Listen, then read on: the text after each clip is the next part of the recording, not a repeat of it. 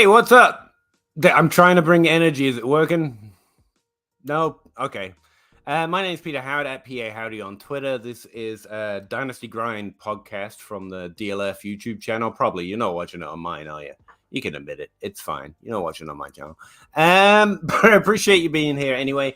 You might remember me from former Dynasty Grinds where we told you to buy ETN 3 months ago and by Elijah Moore after the draft, and now both of those has come back around. Both of those were Zach Reed takes, I think. So we're really just here to hold Zach's lunch while he tells you all the truth, I guess. But yeah, welcome back. We talk Dynasty. We talk Dynasty every Wednesday at 9:30. Any questions you happen to ask, just drop them in the comment section, whatever platforms you're listening to, and we will talk about them way too long and be an hour behind in your comments before we get 5 minutes in, just to let you know. If you haven't been here before, drop the comment, then come back in an hour and we'll probably be talking about it. We tend to cut it off around 11:30 or 12 so we can all go to bed and get up and, do actual jobs. But other than that, we do tend to get through most, if not all, comments. If you do drop those comments on the YouTube videos after they post on YouTube, if we don't get to them during the live stream, I at least will go through and answer any questions that we might have missed. So if it was something that you're particularly interested in hearing a take on, or if you don't want that, you can just hit any of us up. Our ats are all under our little faces here. At any time, we'll be happy to talk Dynasty pretty much constantly. So welcome back. Let's talk some Dynasty. Hope you had a good weekend. No, it's Wednesday. Hope you're having a good week.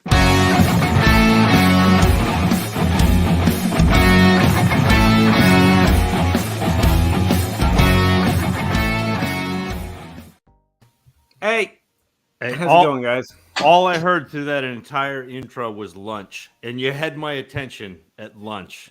So I can't even remember saying lunch. The camera goes on, and I just black out because I'm so bad at this. I'm like, say words quickly. Mention Dynasty occasionally. We have DLF's new August ADP for this week, which is kind of exciting. And before we do questions, can I just say that Justin Herbert is now the QB1 in DLF ADP Superflex? I got told off for mentioning that because apparently it's justified, which I can agree with, frankly, but it's eye-opening. He's the QB2 in both Dynasty and Redraft. Like if you look at Underdog and Fantasy Pros, like redraft-oriented ranks, he's a QB2. Mahomes is sometimes a QB3, but you got to get Lamar Jackson in there some way. But yeah, I mentioned that, and I said, it says something how soft Dynasty has become when you just have to like Patrick Mahomes a little bit to be sharp, to be above the crowd. But that's not to say Justin Herbert shouldn't be. It's just like Josh Allen is QB3. Yeah, but I think so. I think the big delineator here, and this is Dynasty because it's what we do, is we're looking at the fact that Herbert is 2 years younger, which is ridiculous to look at a quarterback that's 2 years younger and think, well, now I got 14 years of him as opposed to 12. Like, you're not going to have those guys on your roster long enough for that to make a difference. It's hard for me to argue with Herbert at QB1, but it's also hard for me not to argue Mahomes or Josh Allen. Josh Allen is my one, and then I have Patrick Mahomes just to be contrary in Dynasty. But the redraft perspective, Curtis used to work at DLF, came into my mentions when I mentioned it, and he laid out a pretty good case for Justin Herbert. Especially if you're more redraft orientated, he pointed out that Herbert finished higher last year. He is younger. He's got better weapons. His team doesn't. He mentioned Herbert not having a team-killing contract, which was interesting. Until we're straying into Dynasty, because everything he said was basically he finished higher last year, which is a good point, and everything else is Dynasty related. In which case, you just mean Mahomes is where Herbert will be in a year. So It seems like you're getting a discount for the team being a year further into solving those problems, if you know what I mean. So, but it was a good. I think he's got a good case for Herbert maybe being drafted over Mahomes, at least in redraft. But in Dynasty, you just kind of take that take that value, you know? Yeah, it still sounds like a stretch. like at that point, you don't have to justify it. Like they're both really good. That's fine. Like yeah, I don't think it's you a need tier. to. If they're in the same tier, it's like, yeah, I guess you take who you think scores more. Is points, Justin Herbert in your Mahomes and Allen tier though? No, again, I told you I got told off. Yeah, but like you do that happens to you. Like you could say good morning. The fuck is that supposed to mean? What the hell, Peter? Why would you say that? Why would you say that to me today, Peter? Yeah, that's basically that's because I present everything as if it's at me, because that's how I have my fun. Dynasty Outhouse, get for my case. I like to think of myself as the underdog, and that's the way that is. But yeah, no, I've got Josh Allen, Mahomes. I think it's Lamar and Herbert and Burrow. I think I have Burrow in that tier as well with Kyler Murray. I think those. I was about to say, are you one of those dropping Kyler for no reason people? No, I'm not an idiot. I play Dynasty. You can't afford to be an idiot in Dynasty. We're in a really I cool... feel like I show that you can very easily be an idiot when you play Dynasty. Oh, you can. You just suck. We're in a really cool era though, where there are like 8 or 9 really legitimate quarterbacks, and then there are another couple who could potentially, like Trey Lance. Our first question. Did you see that? That was a professional move to slide into the questions. But the first question about Trey Lance, he's another one of these guys who could end up in that. That's the part that gets. How'd you end up way down there, Peter? No, this is the first question. It was posted before the show started. I think you're looking at the below the fold because it updates. Wow, they got the James Conner question out right out the gate. Yeah, they did. No, what I was gonna say is that's the part that gets me about Trey Lance and Justin. What's his name? Doesn't matter. We won't remember in a year. And the guy on the Jets. You don't need to know their names. It's okay. You won't care in a year. Like I want these quarterbacks to be better than they were, and there's lots of good reasons they should be. But aren't you asking for a little much? Like we've already got about the same number of great quarterbacks we had in the Peyton Manning era. And you're like, and we'll get another one this year. I'm like, I just bet on maybe we won't have 12 Peyton Mannings. Well, I don't. Are we? I mean, I don't think we're looking for that, are we? I think Lance. We're looking for more like Hurts. We are. I think. Yeah. Like with Lance, we're looking for more fantasy than we are for real QB. Absolutely. Maybe the same for Fields. I do just happen to think Fields is talented, not Peyton level talented, but talented. That's just undervaluing what Hurts was able to do, if you ask me. Like Hurts is in that, but anyway, but something struck me today about that one. Like, why is Hurts undervalued? Because the team will replace him next year. They just went and got AJ Brown. They're definitely building around him, and we're still like slightly worried on him because the team might just give up despite having gone out and got AJ Brown. Like that doesn't seem. If he does really bad this season, they still have every chance to go trade up for another quarterback. They have nothing time. Next year's the last, not the one coming up, but the year after is the last year of his contract. But he's on a second round. He's on a second round pick.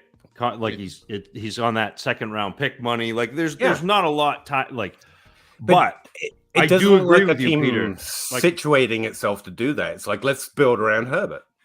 Sorry, not Herbert. Hurts. Carry on, Zach. Sorry, I didn't. No. But like I agree with. I think Hurts is a good quarterback. He's also being valued as the QB 9 or 8 in Superflex right now in Dynasty. So like it's not like we're completely undershooting it, but you're getting a guy who could be the QB 1, 2, 3, 4 at QB 8, which is nice.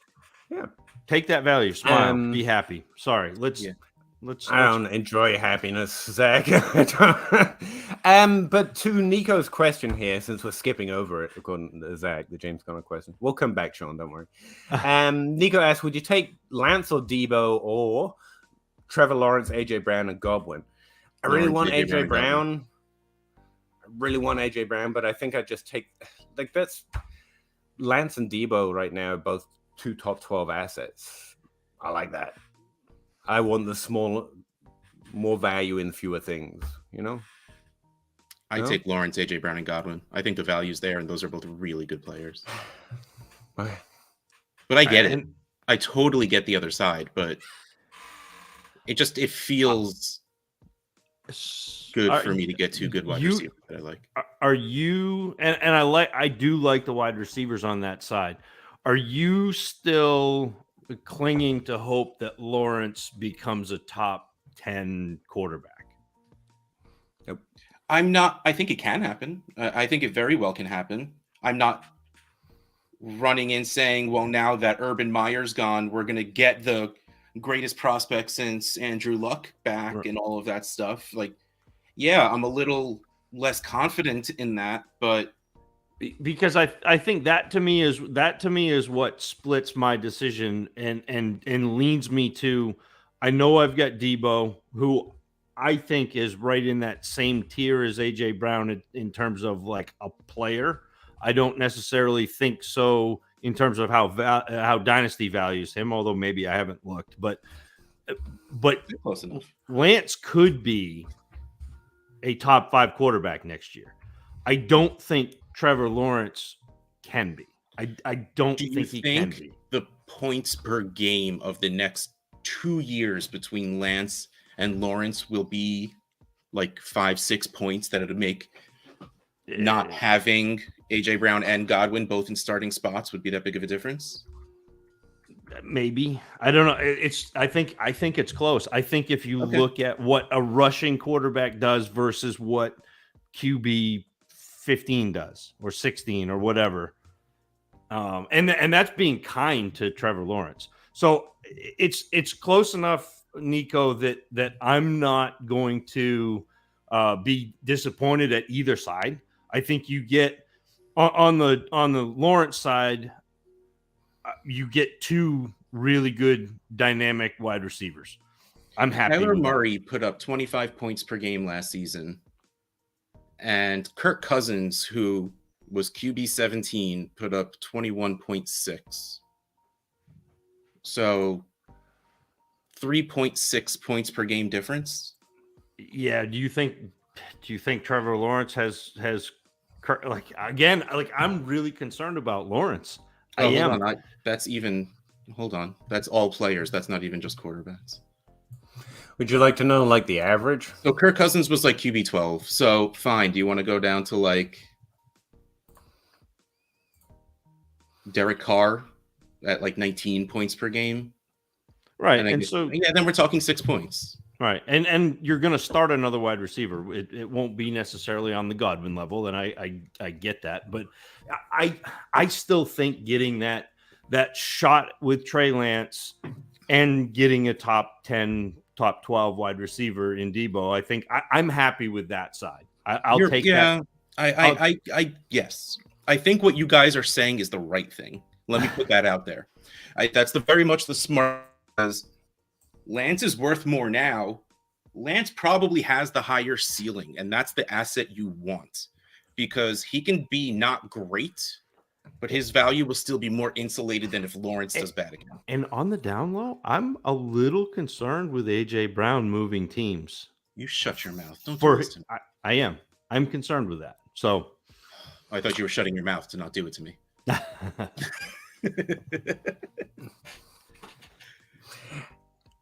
Average value over replacement at the quarterback position is basically a rule of 3s. It's not exact, but like top 5 QBs are worth 3 more points per game than top 12 QBs. And then top 12 QBs are worth 3 more points per game than top, what did I have it bracketed out to? 24 QBs. And then top 24 QBs are 3 more points per game towards, bottom line starters. If you're talking about value over replacement. So there is a significant difference between the top 5 and top 12, which is why I tend to separate them out that way across most of the positions. But like JJ's pointed out, since most of us are going to be rostering mostly top 24 QBs, there's that sharp drop off from the top 5 is the one where we usually pay attention to. Did you just get me confused with JJ Zacharyson? Or no, was that... I was talking about his research looking at the quarterback, which led us into... I was being Zach, very flattered. JJ Zach. That would have been possible Same to guy. do. You have way too much hair for me to confuse you with JJ Zacharyson. Strike that. So reverse it. yeah, I would say, Nico, like AJ Brown is kind of the player in this deal that I want. His value seems the most underrated right now, and in Dynasty that matters. However, the problem is like if he does what I think he should do, which is be a top 12 wide receiver this season, all that's going to do is cement his value because he's going to be a year older and he's already kind of valued there. So there's not really growth. He can't be valued around higher or worth an extra first round pick. Right now, you've got people who value him and people who are unsure. It's not about his value. It's about the uncertainty. Like Zach was just saying, he's moving teams and he now has an injury history. So he's ranked correctly, but some of your league mates are going to be uncertain. So all a good season's going to do is make him more tradable at his current value to more players. And so for me, I just take the higher value players, which is Lance and Debo. But it is the kind of trade where, you just follow Dynasty Outhouse, listen to the Trade Egg podcast and keep trading. Because Lance and Debo, I don't necessarily want to be my ending point, even though I'd like the upside of both. And Debo's, did what he did last season and should do it again this season. But they're not where I want to stay, just because I think there's risk in that San Francisco 49er team. And now you're fully invested in it. So if that doesn't sound good to you, maybe take the AJ Brown side because you've got more assets. They're still tradable if you really like AJ Brown. But if it was offered to me, I would take the Lance and Debo side and try and do something with it. I don't know why I just said everything I said before the first time all over again. I just felt the need to clarify after all that jibber jabber they put up. I just have to so it's fine. You too, buddy. Sean did, in fact, ask the first question, and he asked it at 10 past 7. He was here like 2 hours before us. Good job, Sean, making us look bad. And we're on the second question, just in case you haven't noticed, and we're 17 minutes in. Just gonna throw that, and that's all my fault, to be clear, but that's the pace of the show. The James Conner question this week is James Conner for Pat Freiermuth on the third. I would take the Freiermuth side. Yeah. I would, especially as a rebuilder. As a rebuilder, I didn't keep reading. Yeah, for sure. I honestly then I would trade Freiermuth for something that's worth like a second, but yeah.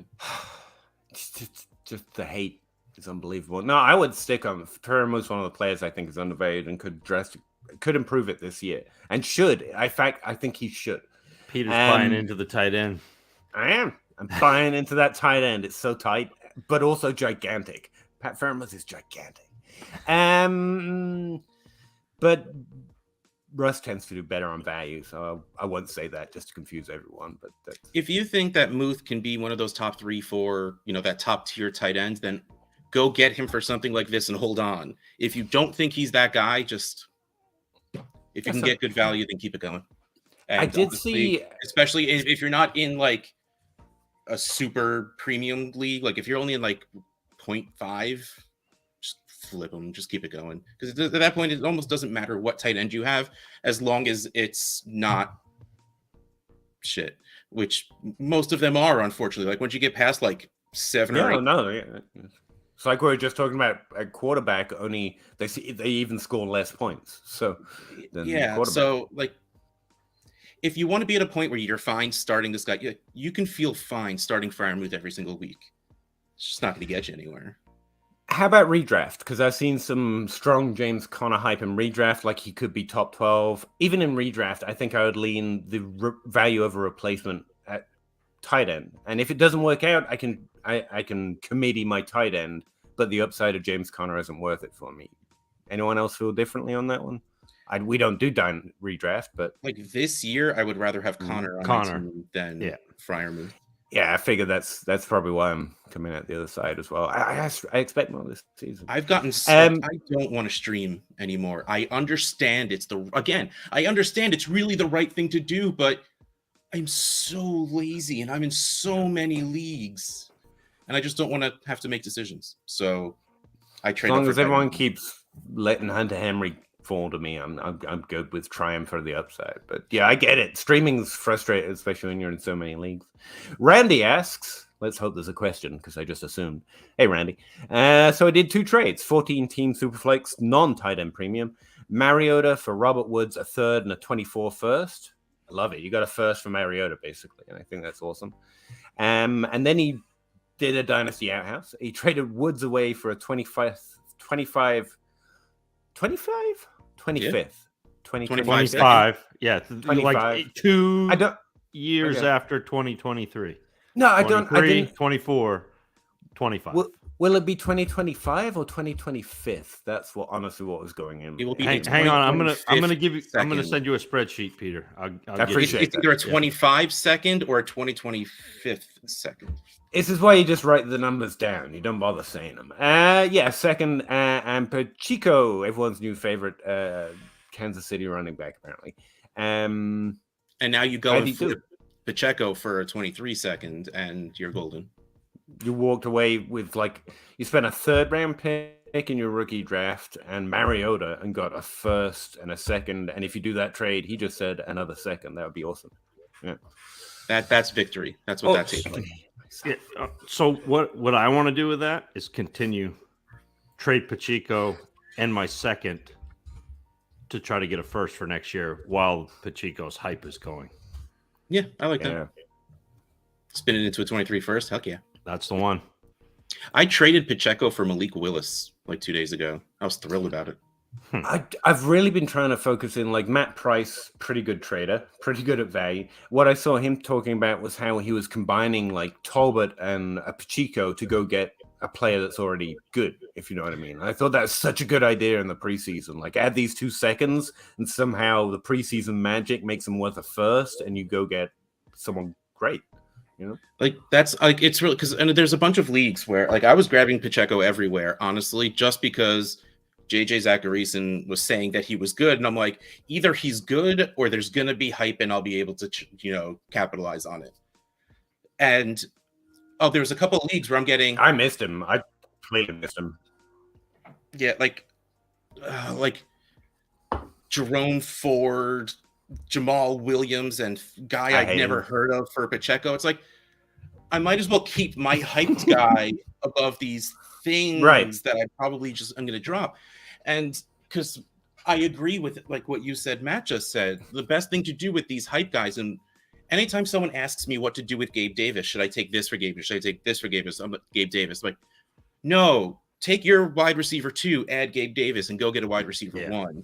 And that is what I like to do with these hype players. But honestly, I wanted to see what I can get away with because this guy sends me that trade. I reject it. He sends me another one. And I'm just like, okay, let's see what I can do. And I looked at his team and I was just like, I tried to figure out what the highest thing I could ask for without getting laughed at. And that was Malik Willis because I think he's going to be a thing in the league. Watching him in the preseason, he's big. He has a really big arm. He's a good runner. I think he'll be a thing. So if I can Pacheco, even if he ends up as the RB2 in Kansas City, it's still worth trying to get a shot at a quarterback. Yeah. Dustin's kind of got a 2-parter here for us. Sorry to move you on. No, I was ready to move on. But it's really far behind. He's asking essentially about a tight end move he's trying to make. He's a contender, but he's weak at tight end. It's a super flex 10-team league. He's got Josh Allen and Knox stack, which I don't hate. Knox, especially if you've got Josh Allen, stacking doesn't matter. I'm gonna take that back. Forget that. Knox is kind of undervalued because touchdowns is basically all tight ends about after you get outside of those top guys. It's just who's going to catch a touchdown, and Knox kind of does that. I offered Hooper in a third, 24 seconds for Pat Freiermuth, waiting for a reply. I think it's low, but honestly, I think you could get him for that. Wait for that reply before making too many moves. You might be able to find someone that'll take that. That's the right move. Second part of this, he has 23 first, but doesn't want to trade them right now just to improve this one position. And I think that's a smart move. Those guys are worth first, obviously, the Kelsey, Andrews, and Kittle tier. But just to improve your tight end, right now, I'd hold him. I wouldn't if hate he's going to win you a league. One of those where are going I'm to be late. picks. I wouldn't hate sending a late 23 first to the Kittle person just to see if they're worried about Kittle. Assuming you're contender. Yeah, absolutely. If you have your first or a first of someone who might be better than you, they won't be after you trade it to go get Kittle. Would you Knox end your first for Kittle or Oh, yeah. Andrews. I Like, would throw 'cause in that- Knox for whatever. Yeah, I so don't that's care. what I would attempt to do, Dustin. Just because, If you want to do it cheap, I do Yeah. think Hunter Henry is an option, but targeting those guys up there, it Well- is a move, especially if you're a contender. And Yeah. I like to it. me, it's creating positional advantages. So you have 4 positions, right? You get quarterback, running back, wide receiver, tight end.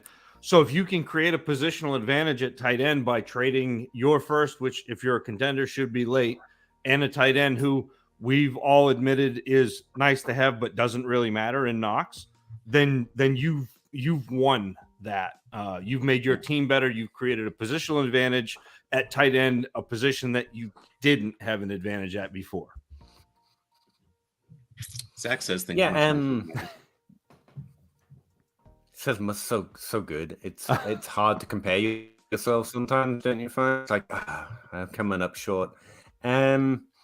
Yeah, I would say I like that. My first move, I'm doing it as you may know that's why I've been talking about Pat Fermo for the last 10 minutes apparently, and to try and get Sick of Pat hearing Fermo, about it, to be because I think honest. the juice and tight end breakouts, I think he's pretty likely to improve in his volume this year, and so that's a move I'd make. He's already made a pretty solid offer, I would say. Was that a Yeah. tight end plan? But if it doesn't work out, then you don't need a Hunter Henry or an Evan Ingram because you're really trying to create that positional advantage. Then I don't mind. Yeah, our house is right. If you're honestly a contender, send one of those first for a Kittle. See if it shakes him loose. Yeah, that's not a terrible idea. If that's the only thing. I based still on like what the you've idea told of Andrews too, but But he'll be more expensive than I Kittle. do, That's the but only you reason I think said you get Kittle. it I for think one. Kittle's the cheapest. You're not getting him one first, right? I mean, actually, good trade advice. Start at the top off of the same trade. Same trade for your tight end 1, the same trade for your tight end 2. And as they get rejected, just move down to Kittle. But that's kind of where I draw the line. No. You could throw Waller in there. Like, send the first for Kelsey. If it gets rejected, fine. Send it for Andrews. If it gets rejected, send it for Kittle. If it gets rejected, maybe Waller at a stretch. And if it gets rejected, it's just not working out for you. You can maybe try adding. Then you adding join a little another bit league so you can go to get the one Kittle of those. trade, but I think you might get it. Yeah, Hey, I think if it well, yeah, everything works at volume, but we're better in Dynasty. We don't need it have to work in a single league in Dynasty. I'm thinking about making that thing. Anyway, Randy. Hey, welcome back. 14 team Superflex. This is his team. Run your eyes over it at your own leisure. Can we talk about? I think we kind of did. I've got no thoughts. He didn't stand out to me, and you probably know by now. Better people than me have already run over why he was a part-time starter and the fact he didn't do much on X many games. He didn't do much. He's not going to stand out to me statistically, especially since I don't take into account the combine. I think the smart way of going about it is or finding him was what Russ said, and apparently JJ said, which was his landing spot and his athleticism could at least lead to hype and value. And I just missed it. So I think CEH is still on a pretty common breakout year for a running back. So I don't hate him. I think it's CEH's job.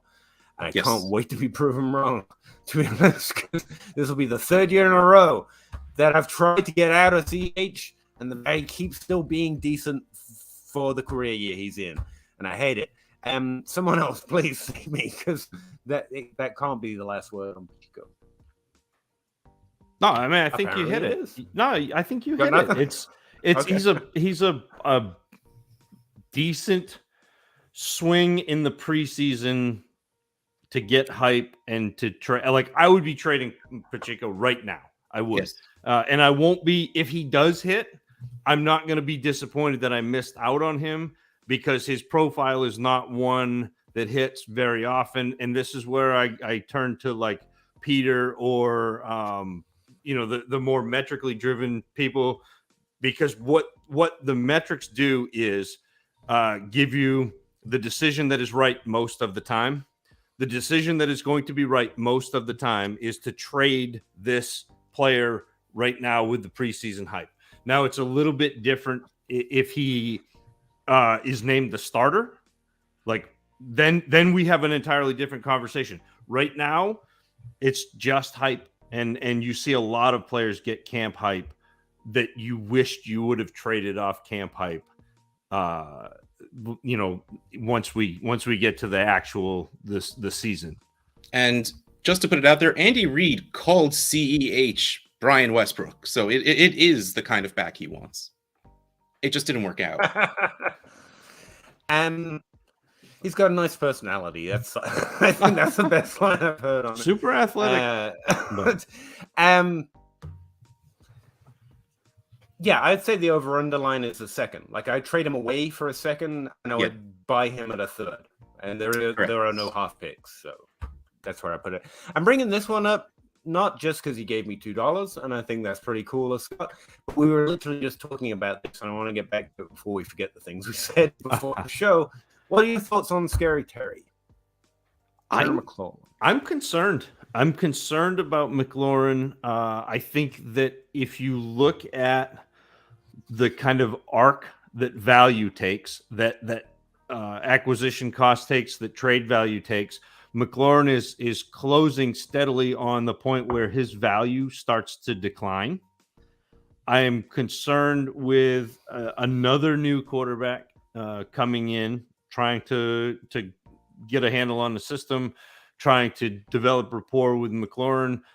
I'm concerned that if you look at Wentz and you look at who has been successful with Wentz, it has been slot receivers, it has been running backs out of the backfield, and it has been tight ends. McLaurin is none of those. Then this is not to say that McLaurin is a bad player, because I think he's a very good player, a very good receiver. But I have a lot of concerns, and I have fewer concerns with a number of players that are going off the board in the same range, that have the same value, that could potentially still be on the uptick, where McLaurin is on the way down. I really like McLaurin. I get everything Zach just said, but I'm going to choose to ignore it. I like smart wide receivers, and I will forever be impressed at that game, the post game where he's just. It was a preseason. It was a preseason. I talked about that on the pod, where he's like, "This is what I'm doing. This is how I'm setting up the wide receiver, and I'm making this break so the quarterback has an angle to find." Like, he's great. I like Terry McLaurin as a player. And I'm going to use this term very loosely. Those kinds of guys are quarterback proof. But Tyler Heineke last year wasn't a quarterback. He was, I don't know what he was. Jacob Rickroad's coming for you. Just so you know, like, someone just woke Jacob Rickroad up like the Terminator. You're talking about someone being mad at me, so I'm just going to talk over you. When Pax is stealing, and that's an unfortunate truth, but I think he'll be fine. And I think he has a chance of putting up those spike weeks. And honestly, I think it's for the better that Jahan Dotson is there, because before there was no one else you had to worry about. And that's a little harder for not mad at you, unless you're like DeAndre Hopkins, in which case nothing matters anyway. Jacob doesn't get mad. He's like debating that particular point. Trust me. Yeah, but I don't have anything. I'm going right now. My version of debating is no. Like, he would destroy me. It wouldn't be fair. I'm just stupider than everyone. I don't know if I would just be like, Zach, go, Zach, say good things. Go. That player's doing some. True. What I can tell you is most top 12 players break out at least by the third year. Third year is the most common top 12 breakout year, and once they hit that point, it's a case of diminishing returns if they're going to break out. Now, Devontae Adams is the exception to that rule. But, like, what comparisons can you make here? Like, he hasn't seen an evacuation of the depth chart, so he can finally show what he's got with one of the best quarterbacks in the league. He's got an upgrade to a quarterback whose name you're probably trying to forget more than remember, even though it probably is an upgrade. And based on what Zach's saying, I think the way Terry McLaurin does better, even though he's been being good.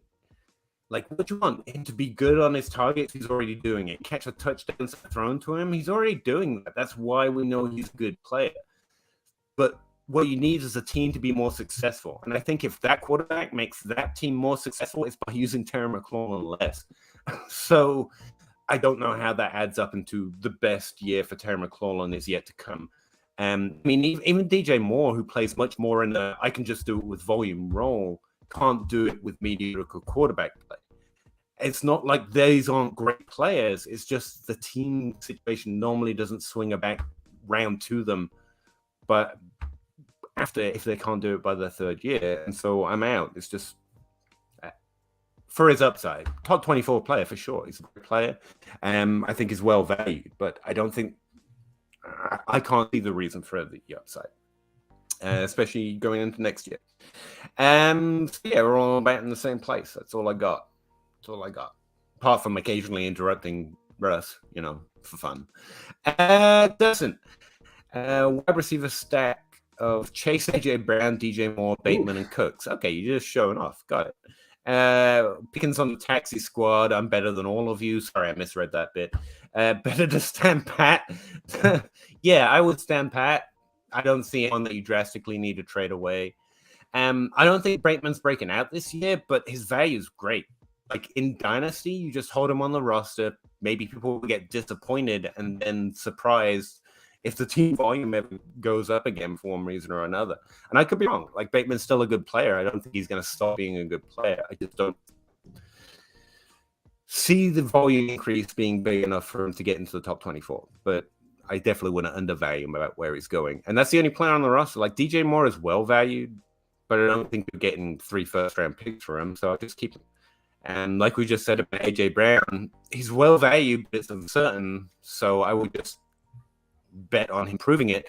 And Jamar Chase, sure, if you can get the moon, trade Chase. But I would stand pat. And I think these wide receivers probably make you competitive by themselves. So I don't see a lot of things to move off on.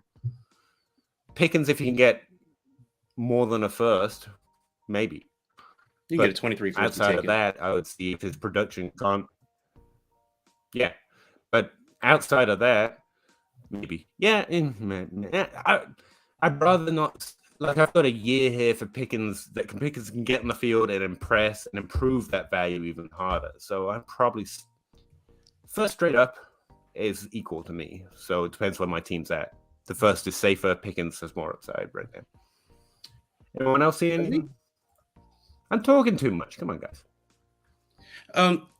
If you're talking just about wide receivers, you do not need to tier up anything. You have 2 top tier, 1 second tier, 1 dude who can be second tier, 1 dude that doesn't have value, but he's always going to score you points. And then you have Pickens who might be great. I mean, like you got a lot going on that you don't need to worry about. If you want to use these to tier up other positions, I'd Bateman and Cooks for something, or Bateman and running back for really good running back. Yeah, you can spare one of these guys, but as is your wide receivers, I wouldn't touch that. I would just stare in. Was I just really choppy?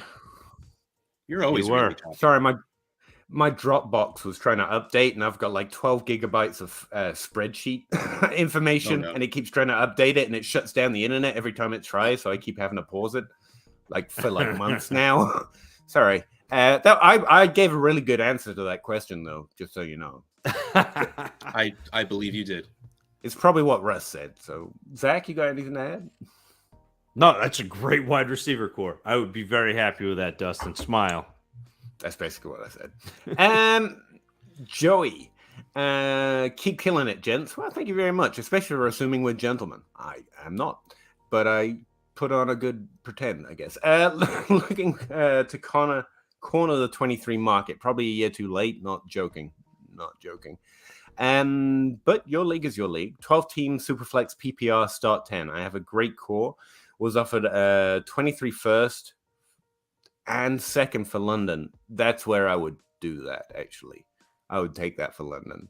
Yeah. If I'm getting a plus on a first for a first round player, yeah, I'd do that. I would take the first and the second for London over Wandale in the first. Really? I think it's preference at that point. But I get you're leaning the liquid value, as it were. So I get it. Wandell has to do something to give himself really worth a 23 second. The 23 second is worth a 23 second. Yeah. Rondell was barely a 22 second.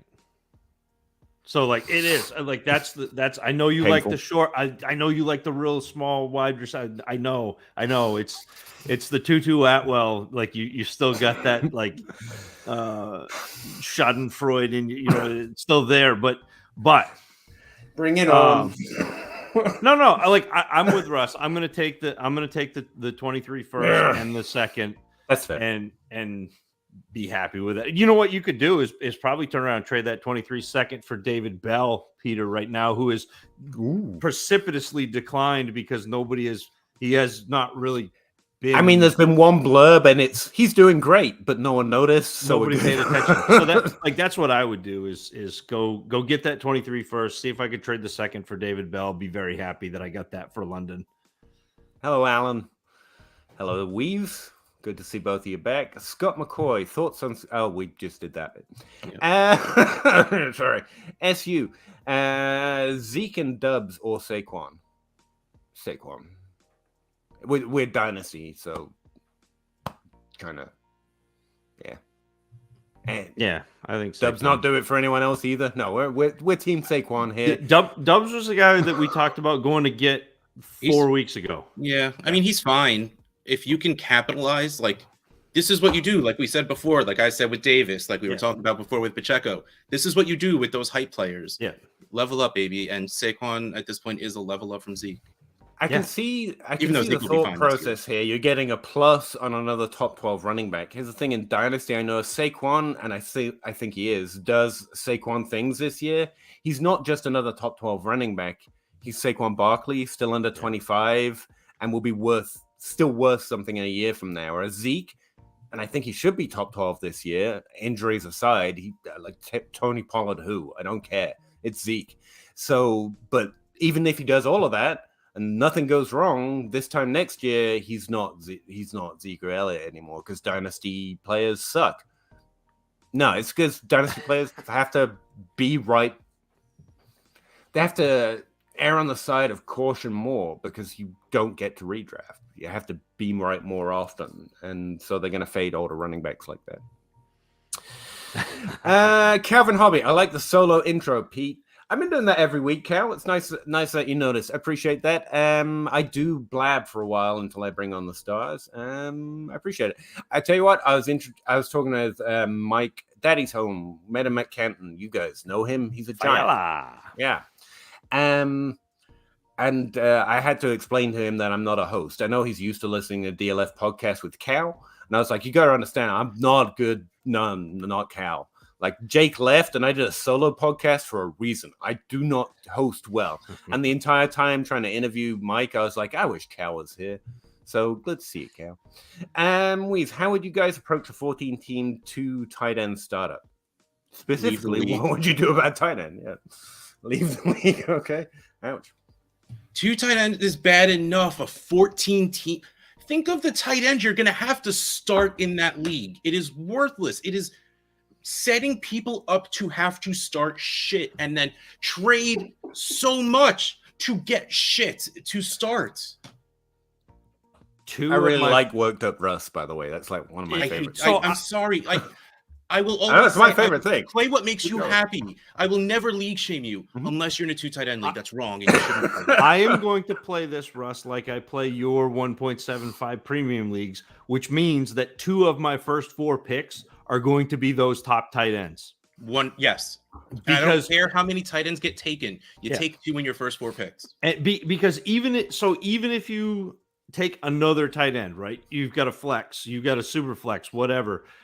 If you take 2 of those top 4 tight ends, one of those top 4 tight ends can be your second quarterback effectively. And it doesn't matter. Like you have such a positional advantage having them that, just run that out. So that's what I'm doing, Weaves, is if I've got, if I'm on the turn, or if I think probably ideally it would be if you had the first overall pick, because I think what I would do is I would take like Josh Allen, and then I would come back and go tight end. I'd have Kittle and Andrews in the second and third. Yeah, Boom, I don't boom. think they're making it to 27 to 28, 29. Well, maybe not. It's pretty close though, I think. But I mean, at that point, I would be absolutely fine going Hawkins and Goddard. Like, again, you're not getting like the elite guys, but you're going to get two guys you feel good starting, and someone in this 14-team league is going to start two guys that aren't even starters on their team. So like, because the thing is, when it's two tight ends, you have to start two tight ends, which means you need three. Right. And hoping that none of your guys get hurt or have a bye week at the same time. I mean, not to Leo's this draft, but I mean, that will probably be my approach. I'm going to overvalue tight end as much as I can. But again, if the whole league notices and starts overvaluing them, I'm going to grab any value that they leave behind. So if they start like everyone's drafting like Zach and everyone's drafting like Russ just described, which would be my goal, then I'd switch it up. And if this is not a super flex, I'd be grabbing all the extra wide receivers that are there letting fall to me because of it.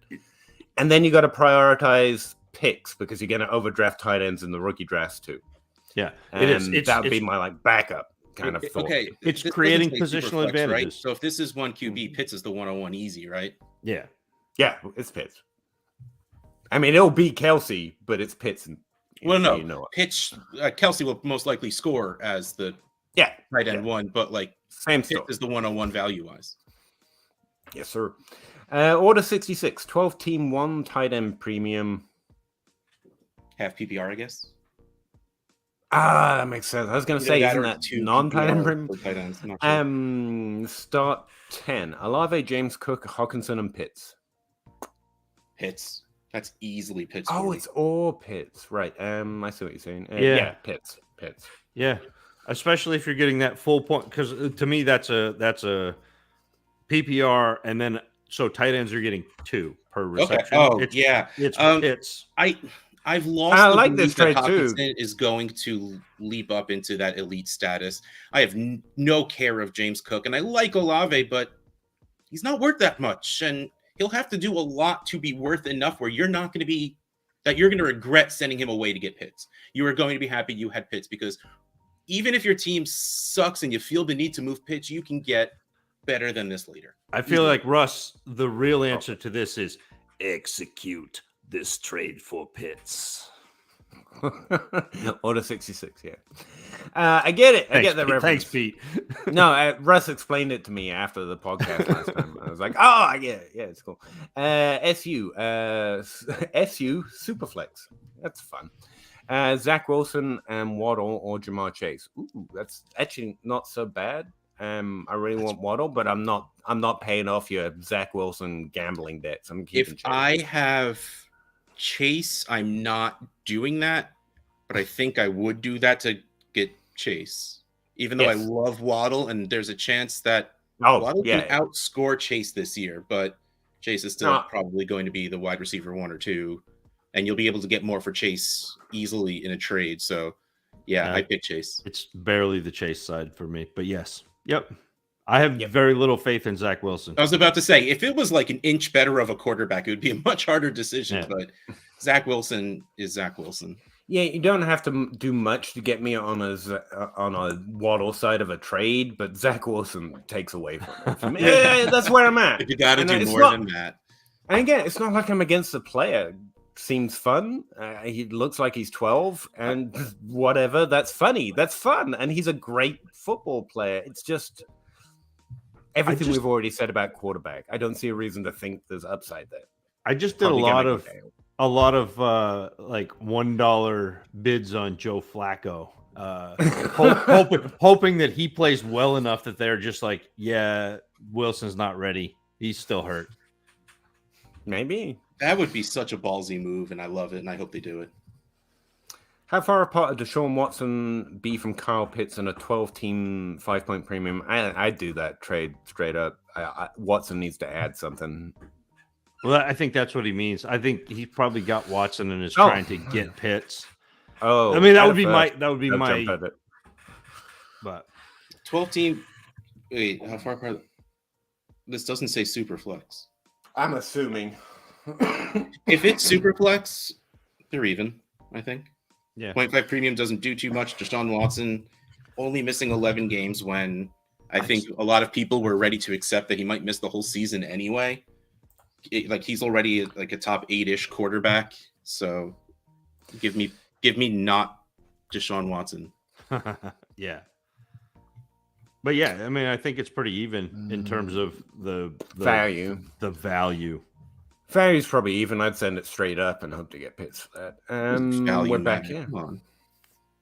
Nothing. If Dynasty you value got doesn't- throwing Weaves, if you got to add a second to the Watson side Yeah. to get pits, go for it. Like we're not worried about picks, second, third, fourth, whatever. We're not worried about those. throw something in that people think has value that doesn't, like a second round pick or a Chris Olave or a rookie that you might not like, or a preseason hype rookie. Someone would love to get a preseason hype rookie plus Watson. Speaking of, are we buying or selling dubs? It's a run to catch up moment. Don't overtake. don't buy dubs right now. It's not worth it. Yep. And again, Dynasty Dummies podcast, J Mike and Zach spoke about him before I even knew who his name was. So they were very early. You could have known about him before the draft In January, yeah. That's If the you way like to do that one. dubs, just wait for him not to click the first 2 games and people to give up on that hype, and then you could buy him for the 30 he's worth. And then he still has a chance of being good because he's a rookie that's 2 games into his career. You know, he definitely still has a chance to be good, especially if Aaron Rodgers does actually like him. Yeah. But people will absolutely just not care and get what they can get after 2 games because some people are even more impatient than I am, which is impressive. Very. Adam, how much do you buy into the Pacheco buzz? We've spoken about that a lot, so I'm assuming we covered most of this for you, Adam, but any extra thoughts? He's got 2 different offers in a 12-team Superflex tight end premium, and he wants to know what we do with them. The first one is an early first for Pacheco. No. Take it. No, No, You give want- an early Pacheco. second for Pacheco. Oh, no, why you did I should read not the give a first? second for Pacheco. No. Yeah, we want the Es- second, not Correct. He's, Especially saying I'm in year 1 of a productive struggle. Like that, a backup running back is not going to help you in a productive struggle. No, this is how you ruin it. Like, I could kind of get giving the second round value if you're like 1 player away and you want to stack up running backs and you're just going all in, but not if you're anything else, honestly. He's not Kareem Hunt, just in case you're worried that's what's going to happen. Like, he's going to come in and be Kareem Hunt Right. week 1 or anything. I don't think that's it, so I wouldn't do it. And this second trade, same thing. Fant for Pacheco and a third? That I mean, one is closer for me because I'm not like I know you like Fant as the back end it's tight end fine. guy, but like whatever. I don't mind that one as much, but still He's a running back over the tight end. I actually don't hate this one. And you're getting whatever pick, but yeah. you're getting a pick. I don't hate. If I'm gonna do one of them, it's this one. Put it Yeah. that way. yeah, but still, Fant. It's a lot of premium. But it's Fant. What they said. I guess I don't care enough that if that's what you want to do, that's fine. But I mean, if you can get a different running back for Fant, if that's where his value is, you can get second round. okay, here's what I would say. You're probably do it for one of those. But Counter, assuming you have it, Fant and a third for Pacheco and a second. In which case, I would jump on it. Yeah. That's This Russ, is nah. Russ is the trade guy. That's brilliant. that's a demonstration of why. Mhm. Alec, thoughts on selling Drake London if you can get a first plus? Garrett Wilson and Pickens.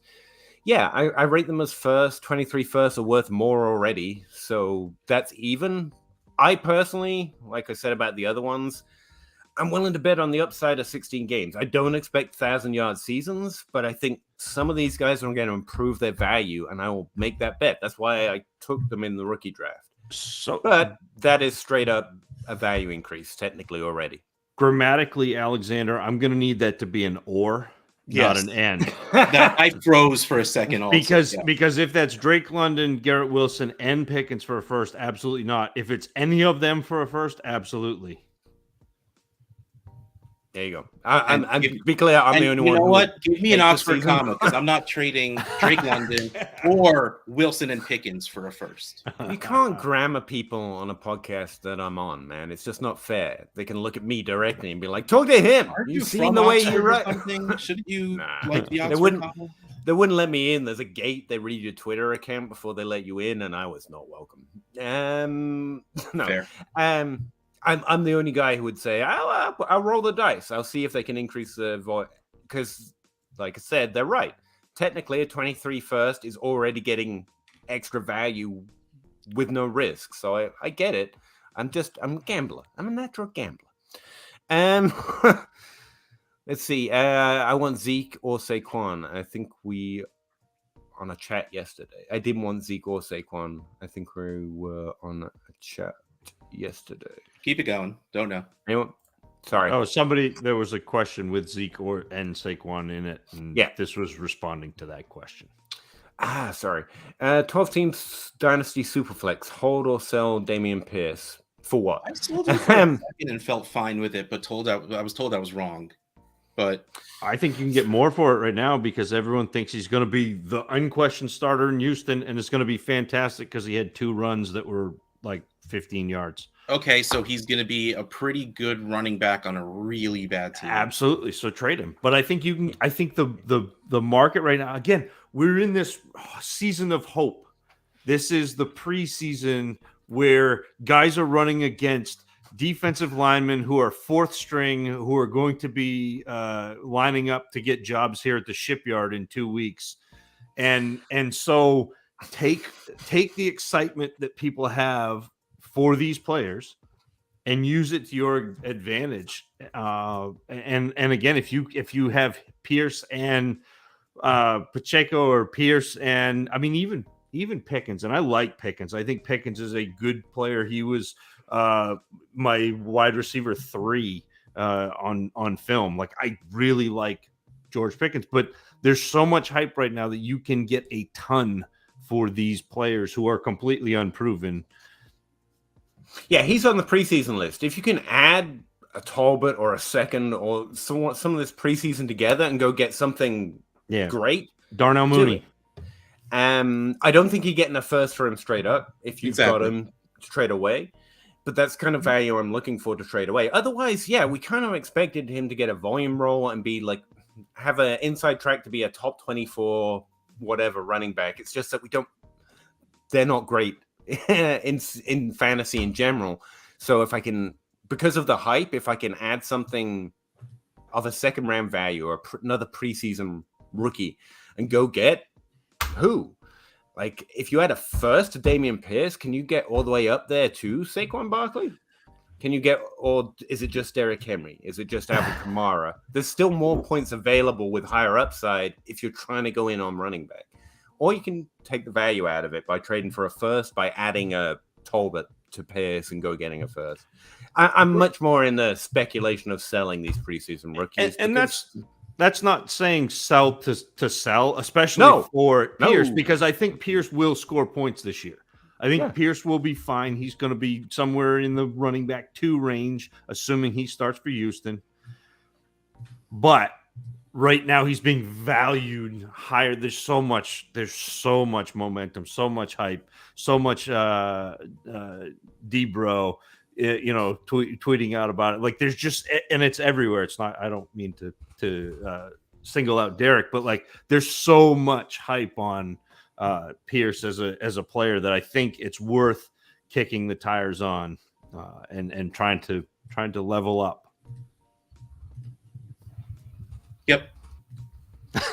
I'm not just talking, I'm telling everyone what we're talking about in some kind of counterproductive manner. I don't know. It's a thing I'm trying this week. I don't know what day. I bet you'd be pretty close to Ayuk. I bet you'd be pretty close to Ayuk with Pierce right now. I'd like that. I'd like that. Close. Yes, if you can do that, that would be very good. Yes. Weez, would you guys look to move off Pickett? Yeah, if you got Pickett shares, I'll be looking to move off him. Now that he might start, I think this is the thing. Weez, I know you know this. You knew it before we knew it, and we spoke about it on the podcast. He's got the inside track for a starter. It's just not a very interesting So yeah, if someone's willing to value him where we think he should be, I'd rather have the value than pick it. When you go to trade him, though, use both hands. I don't know what that means, but do it. Our commander. Drake London. This person read it as all three of them for a first, right. And still didn't use the Oxford comma. Good. I like that. Don't use the Oxford comma in this chat. Dang it. Sean Sheffield. Sean. 12 teams who flex traded early 23 first. You fool! Not really. For Pollard and Breece Hall and Pollard for Breece Hall. Why am I doing this wrong? Hang on. 23 first and Pollard for Breece Hall and Geno Smith. Yeah. It's weakened the main competitor, and I'm a contender. If you're a contender, I don't mind going and getting Breece Hall, to be fair. But an early 23 first? Yeah, that's like you just couldn't I'm good quite. I'm good with getting the players, not at that price. So here's the thing. The one player in this class that I would even consider hanging on to for a 23 first is Breece Hall. And it like only like stops me for a second. Like it's like a quick pause. And you're a competitor, so I don't think you've made a bad trade, but I think 9 times out of 10 would probably lean on the first side. And I intend to trade that first, to be clear. I'm not like, I know of all these great rookies. It's just that everyone else seems to think they do, and I know I can do a lot with that first. I don't even tend to make the pick. This isn't I like the players better. It's just that everyone's insane for the value, so I know I can do stuff with it. But as a competitor, I think it's fine. Like I said, 9 times out of 10, though, we'd probably take the first because we suck because we're dynasty players. SU, how many weeks into the season do you make the decision to tank? Quick as possible. I actually have a line, but it's very permeable. To drop a big word, everyone throwing up 3 in the. Because the real answer is 4, but you want to be the first person to do it, so you do it week 3. I do know Colin LaPlante. Follow him on Twitter. He's a good guy. I talk to him a lot.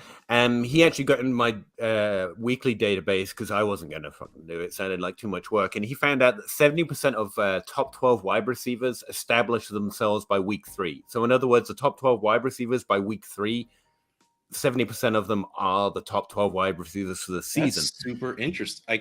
That's I'd not never heard even anything like that before. That's awesome. I like that.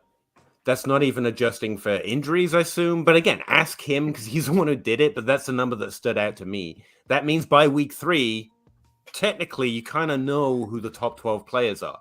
So week 3 is a really good line to draw. But like I've been in leagues. I was the DLF Pod League last year. I was doing pretty well. And I knew I wasn't there, but I kept stringing it out and I left it too late. But I will do that because ultimately I want to win. Championships exist. Value is kind of fictional. So I will string it out, but week 3 is the correct answer. They're right. If you're doing well, though, it's really hard to go at. Bob Gilchrist, Trevor Lawrence, or Ridder and Willis? Lawrence. Yeah, you take the guy who's playing. Yep. And hey, Bob, by the way. Abel, I need depth in a 1QB full PPR league. Start 10. Should I give up Jamar Chase for Diggs and Ramondre? You don't need depth that bad, my dude. That's my answer.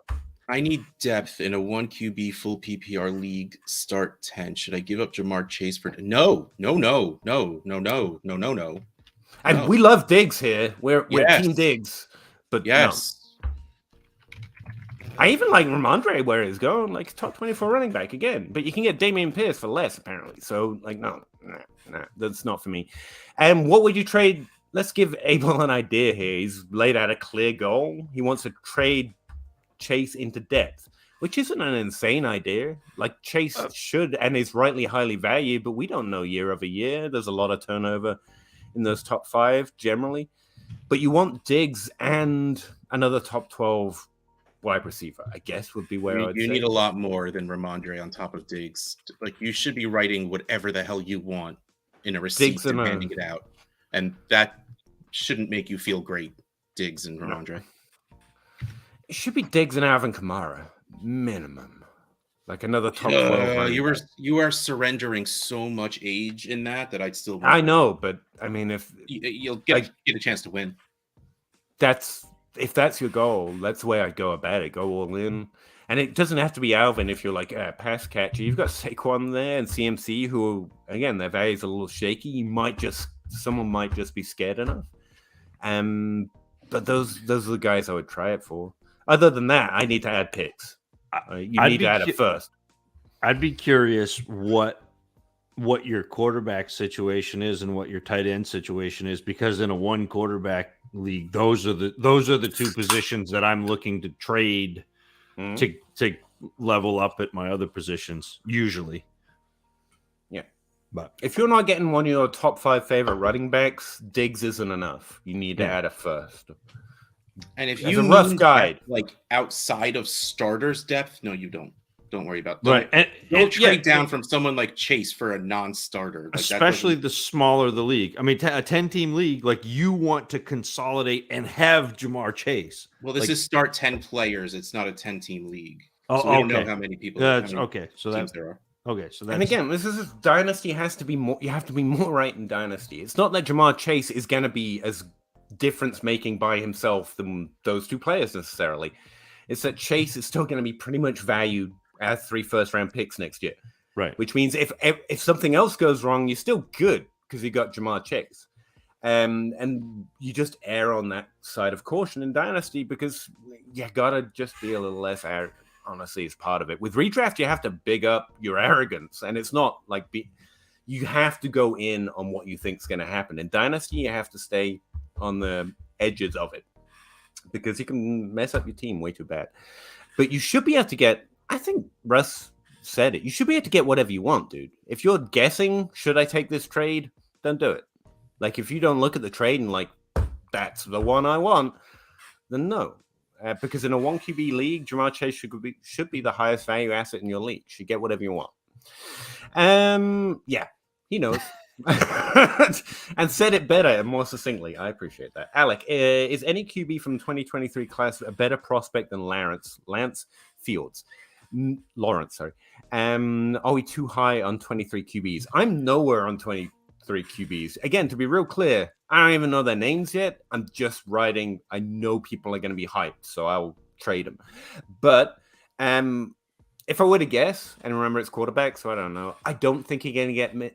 Lawrence was about as positive a valuation as you can get at quarterback. I don't think you'll find now probably, but at the time, there weren't many flaws in Lawrence's game. So that's my guess. Lawrence is probably a high bar. Lance and Fields both have warts, so maybe. You guys might know about the QBs a little bit more, no? No, I don't. Peter, we talked about this before. Like, I won't be watching these players. I'm going based on my Devi kind of triumvirate of people where I listen to the Campus to Canton, I listen to Travis May, and I listen to Ray Garvin, and those, like, that's where I get my Devi information about classes and the types of players, and then I will go and watch. And they've been, especially Travis, gets on it early and is very, very judicious when he talks about classes. Like, he doesn't blow sunshine and rainbows. If a class is not great, he's pretty honest about it. If a class is very good, he's pretty honest about it. And if it's in between, he's honest about it. The thing I will say, though, is we already know Lawrence is on a bad team in a bad situation. We already know Fields is on a bad team in a bad situation. That's what I was going to say. The quarterback who lands in Detroit automatically is in a better situation than Lawrence or Fields. Like, just automatically. There are going to be places that quarterbacks end up that are better than... So regardless of them as prospects, and from everything I've been reading, hearing, there are going to be anywhere from 3 to 5 quarterbacks that go in the first round.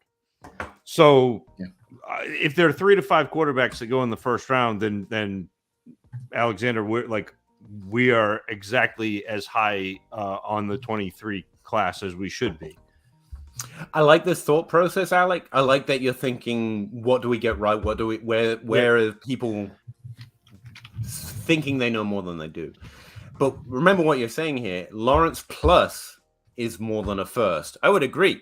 I think that's a pretty decent bet. Travis May is also who I reference for Lawrence. One thing I always remember him saying is if Trevor Lawrence is not a good quarterback, we don't know what a good quarterback looks like. And he's right, because we don't. Other than they run.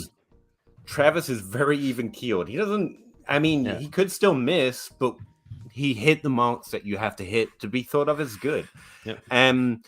But I think ultimately, Dynasty asshats that we are, you're not having to pay the bad rookie year and the bad landing spot discount with a 23 pick. But if you're getting a plus that's pretty decent with Lawrence, yeah, I'd do that. Not with Fields. Lance is more valued. I think it's probably worth more than a 23 first. But I'd do it with Lawrence and I wouldn't do it with Lance. Like, there you go. Wait, that sounded bad. Am I choppy again or something? No, I'm just ignoring you. Just let me. Cool. That's fun for me. Eric, ESPN suggests Denzel Mims may be traded to the Jets to another team for a late pick. Man, NFL teams are just bad dynasty players. That's what I know.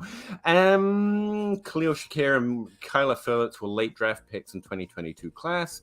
As a comparison, is ESPN smoking crack? couldn't say. What do you think Denzel Mims would fetch? I mean, yes, if you can get a fifth, you dance at this point for Denzel Mims.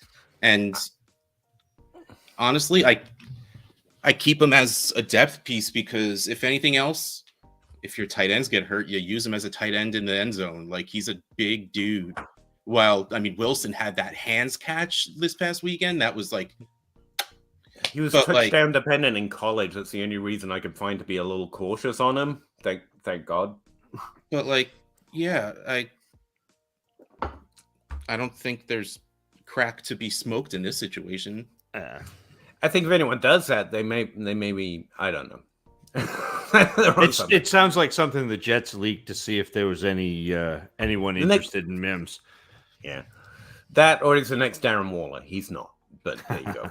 Justin, 12-team half PPR, Marcus Brown, and a 24 first. You don't know if that's mid, dude. It's 2 years out. I'm going to sit back and let you and Russ fight over this one.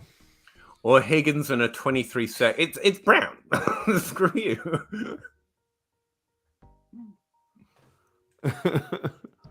If it was a 23 first, we'd have a different conversation. It's a 23 second. I don't care. Just give me Marcus Brown. My chair's still moving. I'd keep moving my hand. You don't get a voice, Zach. You decided to sit it out. No. I did. I just wanted to see you guys battle to the death. We're on the same side. I don't really need to battle when I have right on my side. That's how I constantly fit. No, not really. 10-team Superflex, start 9. Half-point PPR was offered a 23 first. Awesome. Projecting picks is okay, but I tend to ignore it. I apologize. For DK, DK is interesting right now. His value should drop, but he's good and big. That's a lot for DK right now. There's a micro market coming for DK. I like the guy. He is inhuman, but a top 4 pick, you'll write that again. You whatever you want with that. You just write it on a piece of paper. Put it face down, slide it across the desk. Someone's going to go, yeah, okay. And that's what you get for it.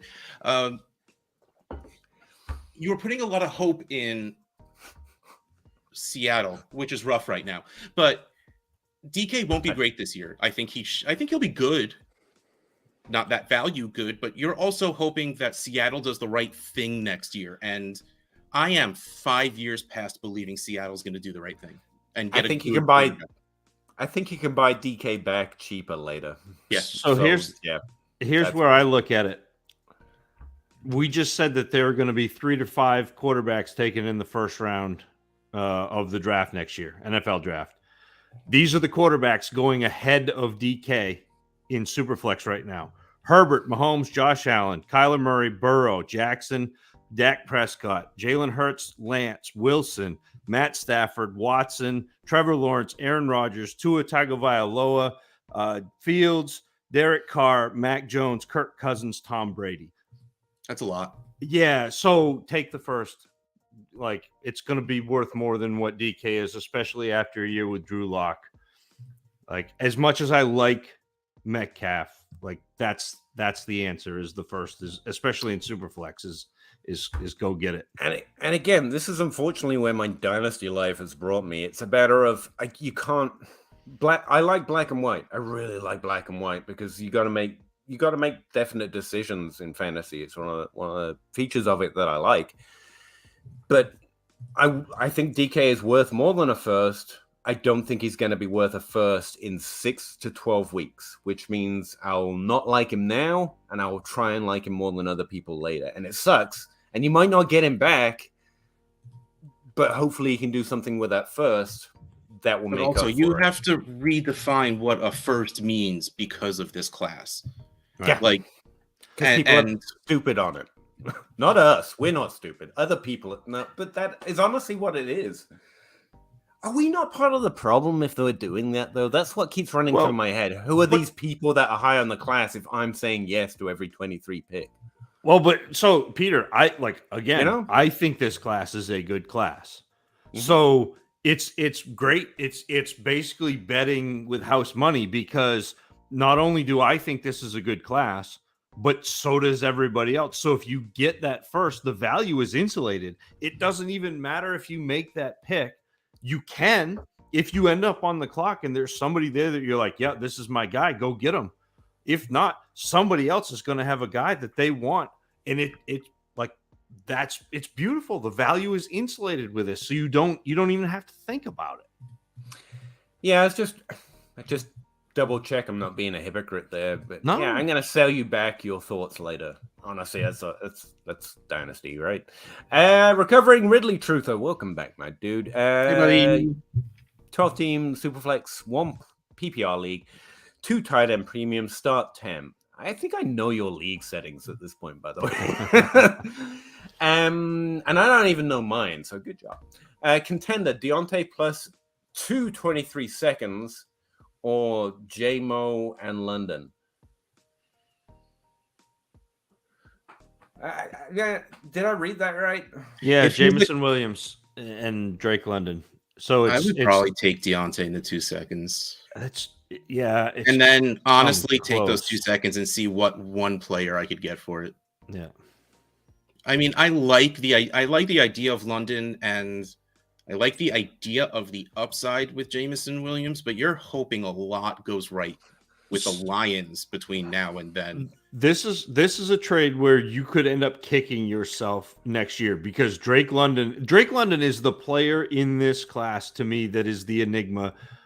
He was my wide receiver 5 on film, and that I've been again beaten about the head and face. I'm low on him. I think he's very good. I think a lot of what he does is tough to translate to the next level, but he's going to get every chance to do it because it's Drake London and Kyle Pitts, and that is and Tyler Algier, and that's it. Yeah, that's it. And so people are offering us an out on Drake London. He's being drafted as a wide receiver 13 in Superflex right now, which means if he doesn't break out fully this year, people are going to be disappointed. There's no downside to fading that ADP at this point. He's being drafted 1 spot below Waddle, who did what we hope Jameson Williams can do, what we hope Drake London can do this year. So the upside is who might be up above Jalen Waddle next year. What are we doing? So, yeah, just give me Deontay Johnson. But Deontay Johnson is making me more difficult for me to draft Juju right now because his value's dropped even in underdog leagues to the 4th round. It's I take Deontay. Sorry. I think we're going to be disappointed with this year's rookie class. Yeah. Diggs in a 23 first or Javonte? And the first. Ooh. I want Diggs in the first. No one liked Javonte at all? I like Javonte. Okay, But man, Diggs in first so easily. This is like exactly the way I play Dynasty is draft that running back, hope that he hits, hope that people get excited about him, trade him for a receiver and a pick that I can go draft the next running back. And I have Javonte in the 12 Olympians League, and I can't get rid of him. Like, I can't get anything for him in right now. Well, no, So, I got J.D. Really? McKissick RB1. Wow, What I do thought need everyone- Javonte for? if I could get Diggs in a first, I would dive across the room to my laptop to hit the enter for accept. Like, yeah. I'm surprised. I thought everyone loved Javonte. I thought he was like the new hotness or whatnot. He's good, Peter. He's good. He is good.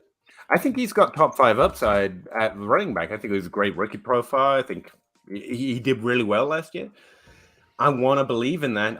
I happen to still remember Melvin Gordon exists, and I'm really torn. I'm on the fence on this one. Like, if Javonte hits the way he could hit, I don't know, Melvin Gordon wins the lottery and moves to Fiji. God bless him. He deserves it.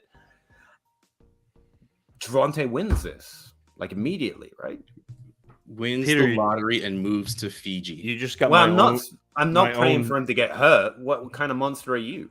my own earworm in my head, Peter, with the "We don't talk about Melgo, no." Exactly. no." Like, that's where I thought everyone was. But if they're not, if you can't move him that way, then yeah, I guess it digs in the first. But I'm really messed up over J. Will. Let's just abbreviate every Williams, make it even more confusing. I don't know. Honestly, I honestly don't know where I'm at on that one. Sorry. So I'll just defer to those guys. Diggs in the first. Name not important. How true. One quarterback start 8. Doing a productive struggle. Ryan McDowell. Nice. Ryan McDowell was the guy who coined that, right? Yes. I've always thought that. I'm just checking. I rarely check my sources. Doing a productive. I met him. He's pretty cool. Dude. There's photographic evidence of it. Photographic evidence. I mean, he was busy speaking to someone, else, but I interrupted to meet Ryan McDowell. Of course you did.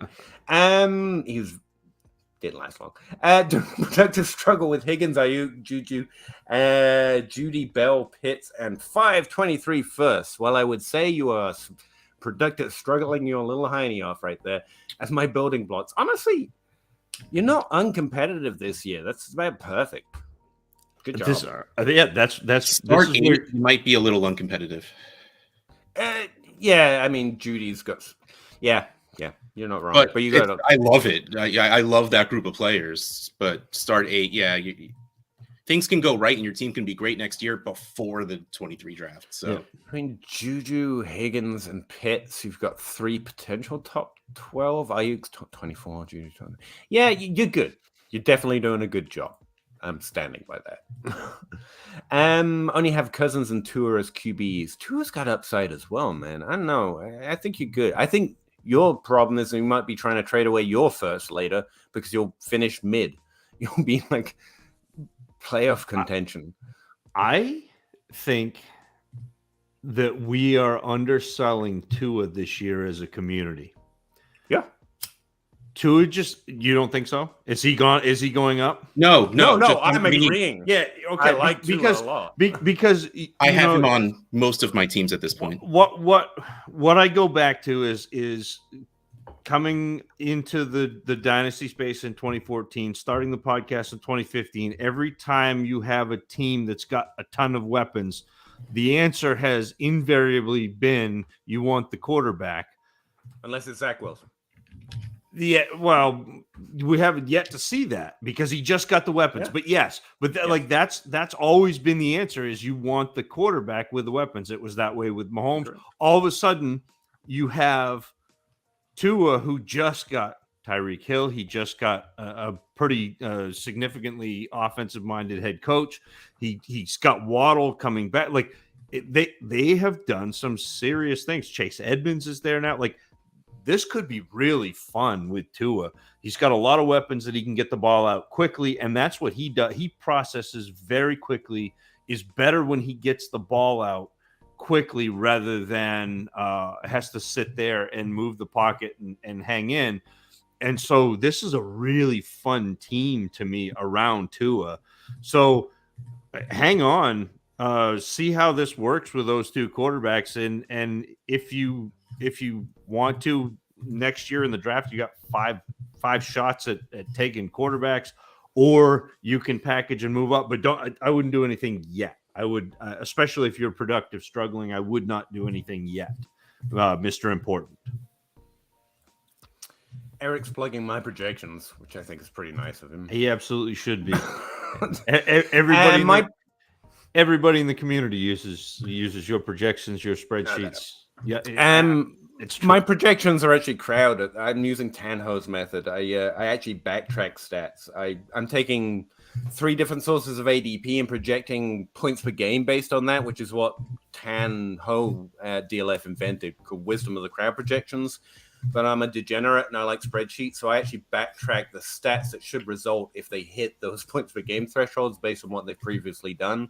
Nerd. Game. Yeah, I know. It's just basically inventing projections around their rank, but I Nerd. Like it you can see what they, based on what they've done so far, if they have to have like insanely high touchdown rates, that tells you something about it. I think it's interesting. It gives you some decent idea of where consensus is. Maybe not in your league, but it's a more fun way of looking at ADP, I think. And you incorporate Dynasty and redraft together. Thank you, Eric.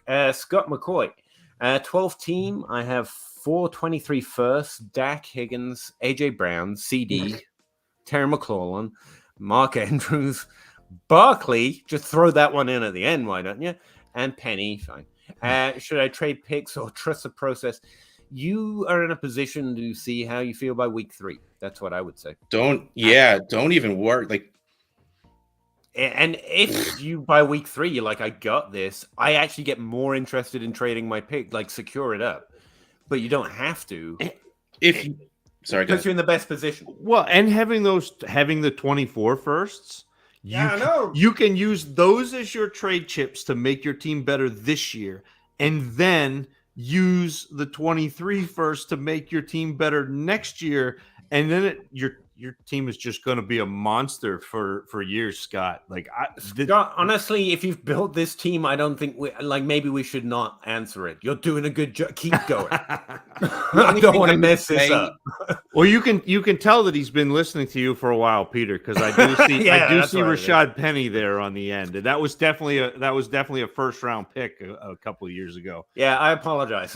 The one bad thing on your team. Yeah, I appreciate that. Check. Russ? Assuming you play on MFL, because I know that's the easiest way to do it. No matter what your record is after week 3, week 4, look to see how you are compared to the rest of the league. In MFL reports, standings, power rank report, it will show you a lot of different ways to look at your team versus the rest of the league. If you're putting up points and it looks like your all play is higher than your actual record and everything, start trying to sell your 23 first. Because if you're 1-2 or 2-2, but like you just happen to lose to that bad team that put up 300 points for no reason whatsoever, and no one thinks to look at it, you can sell your first, what people would think might be mid, but you're like, nah, man, that's going to be the 112. And you can get great value for it that early in the season. And again, with that team you have going on already, adding a player that a 23 first will get you just. Yeah. And then you still have 323 first and 424 firsts.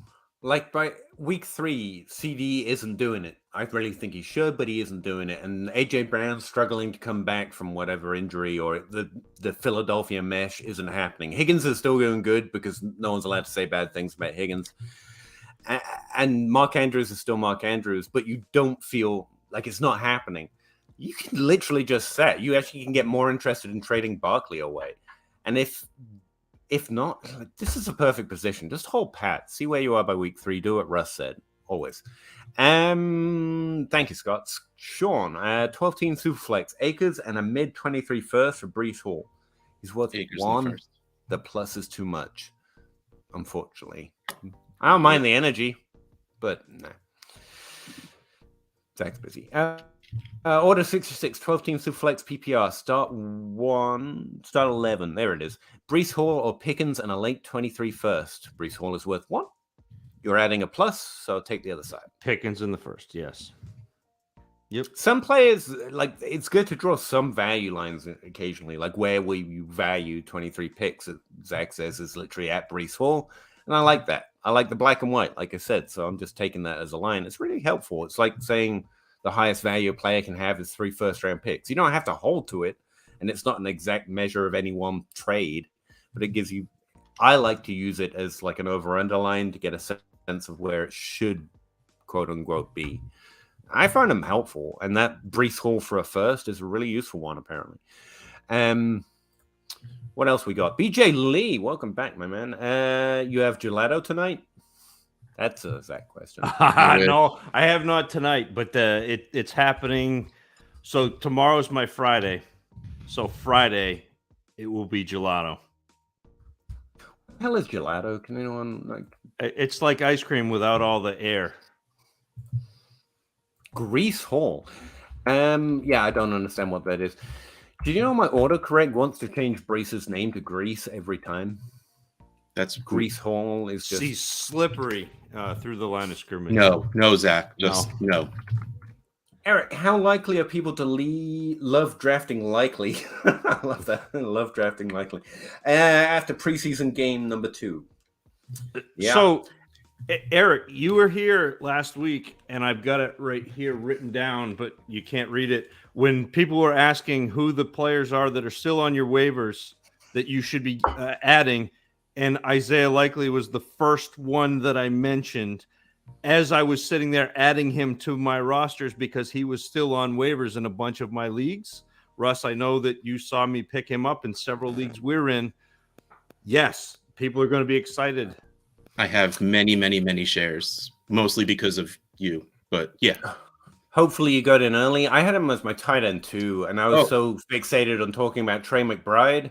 I just forgot to mention him. I feel like I dropped the ball on that one as well, to be honest. I grabbed him in a lot of 4th, 5th rounds. Yeah, and then 1 or 2 off of waiver wires after. Yeah, absolutely. I grabbed. Honestly, the tight end depth in this class ain't bad. And where Bride's already a reasonable, everyone below him is already a reasonable value. I've ended up adding a lot of these tight ends just because their value is pretty decent and there's a lot of good receiving profiles in there. But again, this is a run to catch up. If I dropped the ball and didn't mention it, so you didn't know and you didn't notice the rank or whatnot. But if you were listening to Zach and Russ, you apparently wouldn't know more. Well, no, more it was here last week, Peter. It was you. Oh, you were right here. It was here. I was present while you were making the right take. That's about as good as it gets. BJ Lee, this is for Russ. What's that, fella? 1 QB, 12 teams, start 9. Hunter Henry, Elijah Moore, 23 first, or Kelsey and Judy.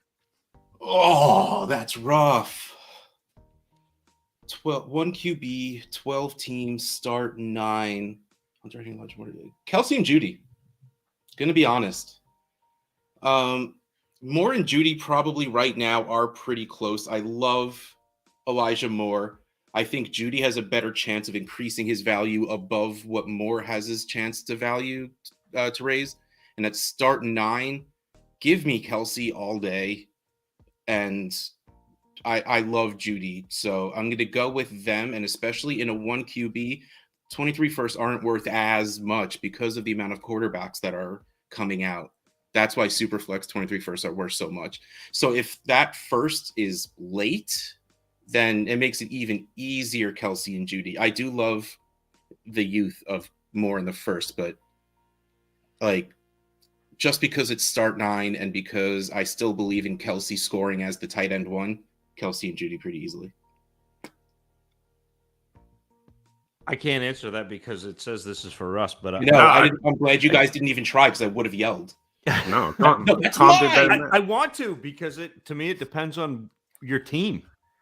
It depends on the competitiveness of your team because if I've got Kelsey but I'm not competitive, I'm absolutely trading him for that. Oh, yeah. Absolutely. Fair. If you're rebuilding, I would... Oh, okay. So if I'm rebuilding, would I trade Kelsey and Judy for Elijah Moore, a first, and Hunter Henry? I would. Yeah. Absolutely. Judy and Moore, I think Moore's more valuable. I think they're a similar player, but I think value-wise, Moore is a higher right value. now, yeah. And I take the first and Hunter Henry over Kelsey if I'm rebuilding. It gives me way more flexibility. Like that, it's what I want to do. I would absolutely do that. Trading away Kelsey is impossible for me right now because he's hit the point where his production will always outweigh his dynasty value. And when someone is as good as Travis Kelsey has been, that is a right until the wheels Peter's fall. sitting there thinking he hasn't been as good as you think he has. That's what that look is. Peter thinking about Kelsey. He was only that good for 3 years. I've heard it. I've heard him say that. No, I was sitting here thinking, peace. Yeah, about the next questions, ones that people want my opinion. No, it's cool. I definitely can't add. I mean, yeah, what those guys said, what those Russes said. Would you trade 2 projected late seconds for Pacheco and Pacheco for a 23 first? Yes. It's 4 quarters for a. All I see is Pacheco and a first. Seconds mean nothing to me. Well, yeah, you have that habit. Peter, I can always get a. So I know I'm gonna rehash this because this is what I do. Russ, you've seen me do this. Peter, you've seen me do this in drafts. I will buy on credit 2nd, 3rd, 4th round. If there's a player I want, I will say, okay, I will give you, if it's the 2nd, I will give you this year's 3rd, next year's 2nd for your pick. And invariably people take it because a 2nd and a 3rd is worth more than a 2nd. And so that's how I operate in the later rounds in drafts. I will just trade whatever pick I have plus that round next year and to get that done. And so those seconds right now don't matter to me because if there's somebody in the 2nd round that I want, I can buy that on credit later. I just don't always have my 2nd because I do other trades, and getting seconds to do that with is useful. But I get you. I'm not disagreeing with the motive. Motive? Value, lack of value. There you go. Where was I? Oh, yeah, I kind of like this one. I hate it. Brandon S. 12-team Superflex, start 9. Cup. I swear he's got 3 more years left in him. Probably so does Stafford. Really good, but undervalued. Dynasty, age, whatever. And for Mooney and an projected, whatever, early 23 first. A first and Mooney is tempting to me because I think Mooney is good. I think this goes back to the same thing as last time. Actually, no. I don't want to pay that for Cup. I'm going to be honest. I know, right? Points will be there, but I don't want to pay it for him. So give me Mooney in the first. It's Cup. It should be. It really, really should be, especially in a start 9. But it's Cup. I like it. You're right. It's like I've been early first. It's Cup. But it's still Cup, but it's close. You should be able to get Mooney for less. That's the thing. Like Mooney, like this is no. That's close. Yeah, it's Cup. But that's Cup. Like it's close. Like that value's right, but I'm told everyone hates Mooney, so I want him for the hate value, not the right value. BJ's got me looking at the gelato fiasco current menu, and there's a blood orange gelato on the menu, so I am definitely going Friday. Nice. Dame overboard. Was offered Brevin Jordan for Evan Ingram. He has Ertz, and you got Muth. Cool, take it. I mean, I'd probably keep Ingram. I don't know, see what he can do in Jacksonville if he can learn to catch the ball again. I guess Brevin Jordan, I have no interest in. I don't like the 1-for-1. Yeah, same position gross. Trade. Yeah, I think it's starting Ertz, and you're hoping Muth breaks out. You don't need it either way. But I mean, whatever. I 6 of one, half a dozen of the other. If you like Brevin Jordan, if you're listening to the hype on Brevin Jordan, because I saw Fusufu tweet out Brevin Jordan, you should get Brevin Jordan. Then fine, go for it. But I think he's. I'm out. Antonio Gibsona, who I believe is Joe, actually, just hiding. Hi guys, good evening. Hey Joe. Pete, Rusty Zach, Russ. Rusty Russ. Why is Russ the only one who gets a nickname? No, I'm just kidding. Do you really want to Sean, be PvP? I have an entire notebook on why I'd take Russ it. should be the only one of the three of us that gets a nickname. That's fair. Sean, There's traded a lot of Damian hearts Pierce. drawn on the page and like Yeah. me drawn as a merman. Yeah, it's over here. Yeah. Turning Red is a really good movie, by the way. Just saying. It's true. Never seen it. Damian Walker. Pierce for Walker. I think Yeah, Walker. take Walker. Yeah. At that point, you're just moving up your draft board for no reason. So that's cool. David Bell and Jerome Ford might be the two rookies having the best camps that nobody cares about. Honestly, I think people have heard of Ford's more than they've heard of Bell's. And you're right. Actually, Ford's shown something in preseason. It doesn't mean anything to me, but he has. And David Bell's great. So it's about time someone noticed. Thank you very much, Joe. Other Joe. Hi. Just had a trade completed. Congrats. Superflex 30-man. You degenerate. Start 10. Antonio Gibson and a 23-second or Sky Moore. I wonder Gibson. which side Antonio Gibson took. It's Gibson, but Yeah. I take the running back. yeah. I'm not And a pick. Why not? I'm not a Gibson person, but Gibson in a second over Sky Moore. Mm-hmm. Especially if it's got kick return yards. I'm sorry. I'm sorry, Joe. Sean, traded Diggs, Olave, Damian Pierce for. Is that Justin Jefferson? Yes, and That Kareem side. Hunt. That's a win. Jefferson side. Diggs, Awesome. Olave, and Pierce for Jefferson and the Hunt. Yeah. Dude, that's great. Good job, man. Yeah, Sean, no, you that's didn't 2 overpay. for 2. That's perfect. That's 2 for 2, Perfect. Sean. You've done well. Awesome. Other people's conversations. Moving on. Other people's conversation. SU, one quarterback, half-point PPR. Deshaun Watson or Jameis Williams? Or what should I add to Watson's side to get Williams? In one quarterback, anything. Honestly, if you're getting anything for a quarterback. Yeah, give me Jameson Williams. But the question is, what should he ask? Because you don't want to trade your first, obviously, because we're all about those 23 firsts. So anything. Gabe Davis. There you go. There's a random name. Like a top 24 wide receiver. Like anything less than a first, and you're getting Jameson Williams for free, in my opinion. Are you trading Gabe Davis for Jameson Williams at this Oh, point? yeah, I do that. Yeah. I Okay. want Jameson Williams' side. Are you not? I mean, I think it's pretty close-ish. I mean, whatever. Hey, man, once you made a take so hard, you just can't back out of it. You know? Jameson Williams is injured, though, right? Might not He play is. a lot, if any, of this season. Right. That's the problem. He's not my rookie target, but I don't mind the value swap. But yeah,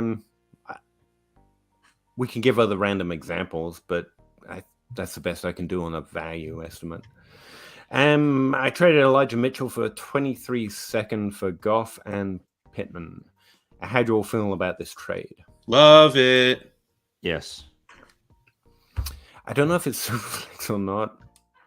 I guess. Don't Goff matter. Has I no mean- value in one Oh, if it's quarterback. Superflex, that's fantastic. If it's one quarterback, love it. Yeah.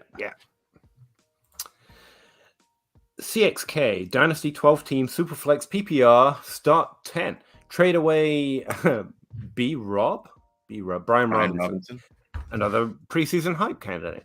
To get Christian Watt, that's an interesting one. Rookies for rookies before they play a snap. I'm If deep you at could running trade back. Brian Robinson for Christian Watson. I'm not that much of a Christian Watson person, but yes, you do that. Yeah, it's decent. Yeah, I would do that. Great. But Zach's less convinced. It's fine. I mean, it's fine. Whatever. Like, it's fine. Just trading for draft capital at that point. Yeah. But it's fine. And then turn around and trade Christian Watson as soon as he does something in Green Bay. Like, it's fine. Kevin, 12-team, half-point PPR, Superflex Dynasty, start 9.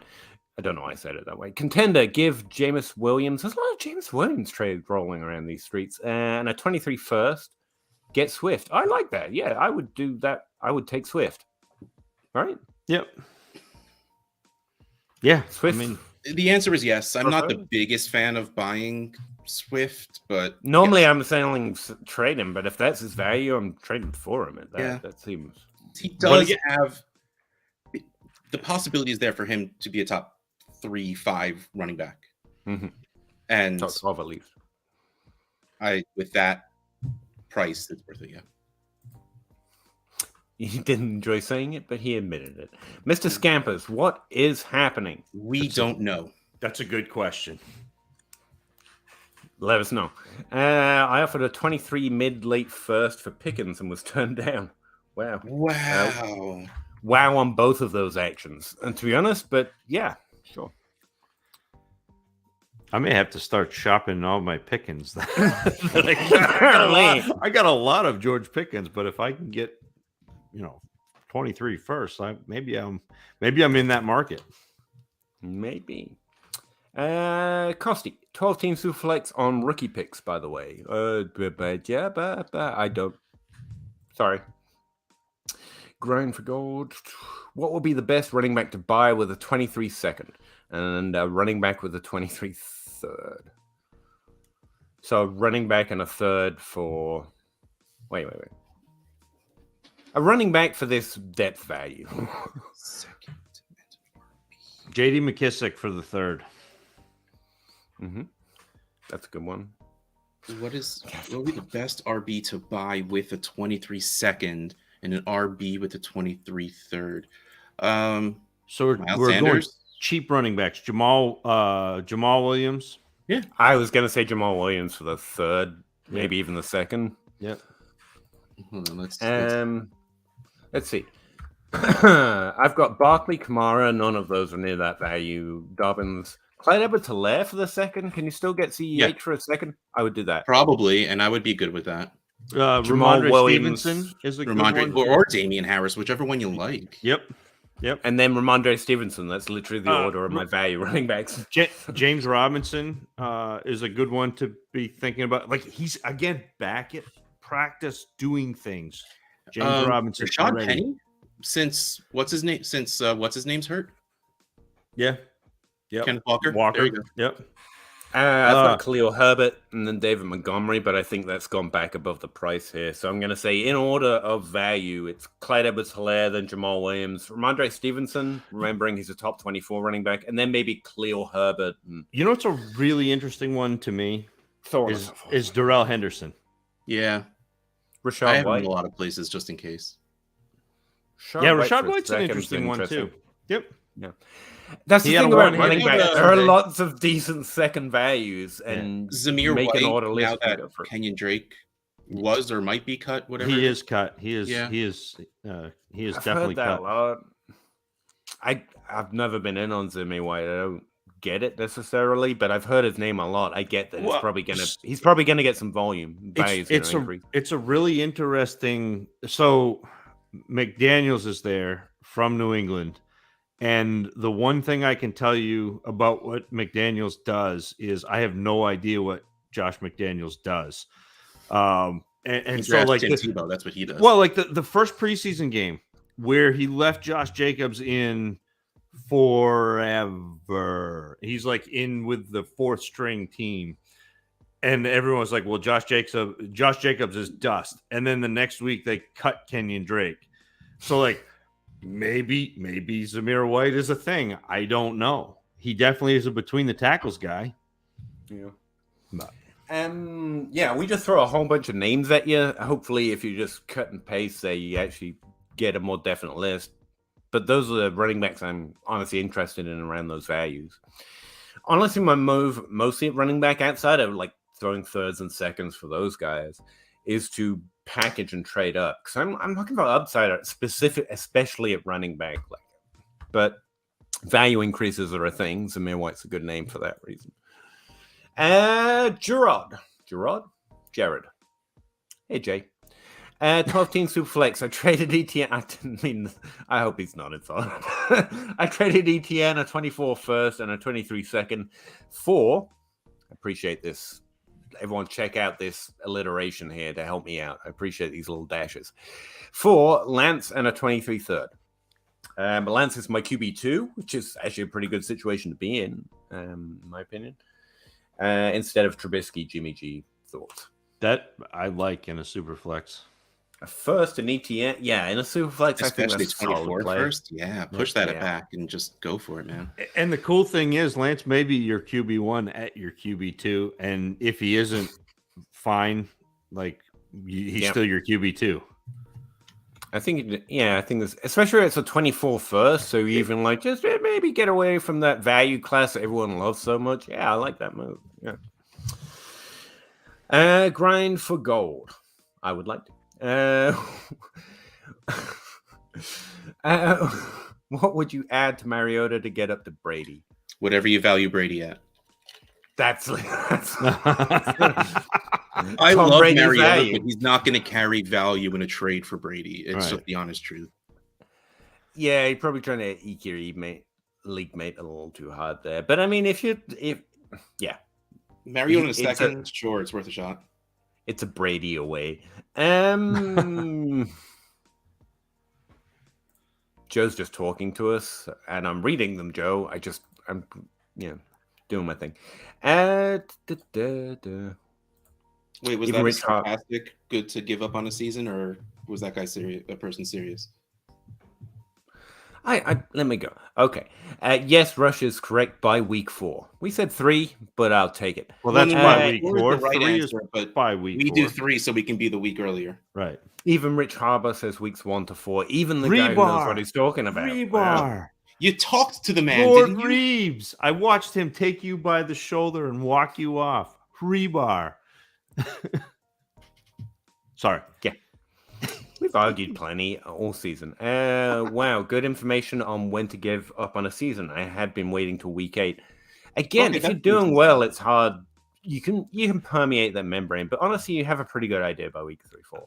I know that I plugged this a couple weeks ago, but the Dynasty Dummies podcast, go back and I'll even find you the episode number. It was the episode where I had J Mike on as a guest, not a host, last year. And he's so good at this. And Mr. Commander, I will go effort that. I will find out what episode it is and let you know in just a minute, because it's worth going back to listen to, not for me, but for J Mike talking about how he identifies and when he identifies whether his team is good or bad, and then how he attacks it. It's worth a listen. I would say there's one major, especially when thinking about when to give up and weeks in a season. Rookies are the one group of players I do know that average a higher points per game in the second half of the season versus the first half of the season consistently. Now, unfortunately, I haven't found anything that tracks well week to week, but I do know if you bifurcate, you split the season that way. Like a lot of them come on towards the second half of the season, and it's okay to wait till week 8 to really get a sense of what's going on with a rookie. But your team, that's different. Give up. It's almost like the NFL is a tough league to play in, and it's weird, right? Getting used to and a little bit of improvement. Not 3 years, though. Episode 211. And if you want to get real smart, go back and listen to episode 209 and 210 also, because that's Peter and Russ. So like we did some really good and if things. you want to get really, really smart, listen to episodes like 4 through 226 of the Trade Addicts podcast straight through. And if you want to stay smart, don't listen to the Dynasty Crossroads. It's just me. It's fine. Deontay, stay smart. Go back to when Jake was on and listen to them. That's actually a good idea. Yeah. You will draft DK Metcalf if you do that. You would never have drafted Rashad Penny. I'll tell you that. Tim Shady, Deontay plus James Conner for AJ Brown. AJ Brown. Yep. I love that. It's why it's a mistake to take the preseason as the strongest signal. It's not a signal at all. What are we doing with Miles Sanders? Holding at this point? You're hoping to play him. Chances are you won't get the value worthwhile. If you can get a second for him, honestly, you might want to take it if you're trying to get rid of him. But I think he's going to do pretty well, and it's not going to help his dynasty value. Yeah, so talented player. He's got the role. And Top the 24 offense guy. is getting better, which is good for running backs. So, yeah. Hello, grinders. Hey, Craig. Thanks very much. Wish I had a sandwich though. Not Yeah, Mike was on last night with the sandwiches. Ah, right. Yeah. Aw, Sean, I miss Mike already. Not you guys. Whatever. I've been on the 23 hype, but explain the not wanting Brees for a 23 first handily. Okay. There's only one RB going over Brees from Devi. I think the hype is going a little too far. I think maybe. But okay. Off, well, but... here's the thing. Even if you believe that, if we're talking super flex, we're talking probably 3 quarterbacks that will go above that one running back. So you're talking already 4 picks that are what you're going to have ahead. Now, yes, we are discounting the fact that. Let me finish. The fact that Brees will score points this year, and points are nice and time is money, so putting it off for a little bit, yes, but I do not say Brees handedly at all, because I like Brees, but it's the Jets, and if Brees doesn't do very well, he will stay at that RB 10 to 12. If he does good, he's staying there. If he does very well, he has a chance to move up. But the problem at staying with 10 to 12 is that means it's probably 2 to 3 RBs that will just go above him in the 23 class, because it was the same thing with Javonte. He was going to be a top 3 to 4 running back this season, whether he wanted to be or not, because of the amount of players that are aging out. That's going to happen even more now. So these 23 running backs that we're so excited for are going to just get thrown up in top 10. So it's a safer risk to use it to take a 23 first instead of Brees, assuming you don't need the points. I'm sorry, Zach, you were saying? No, that was pretty much it. Then why did you interrupt me?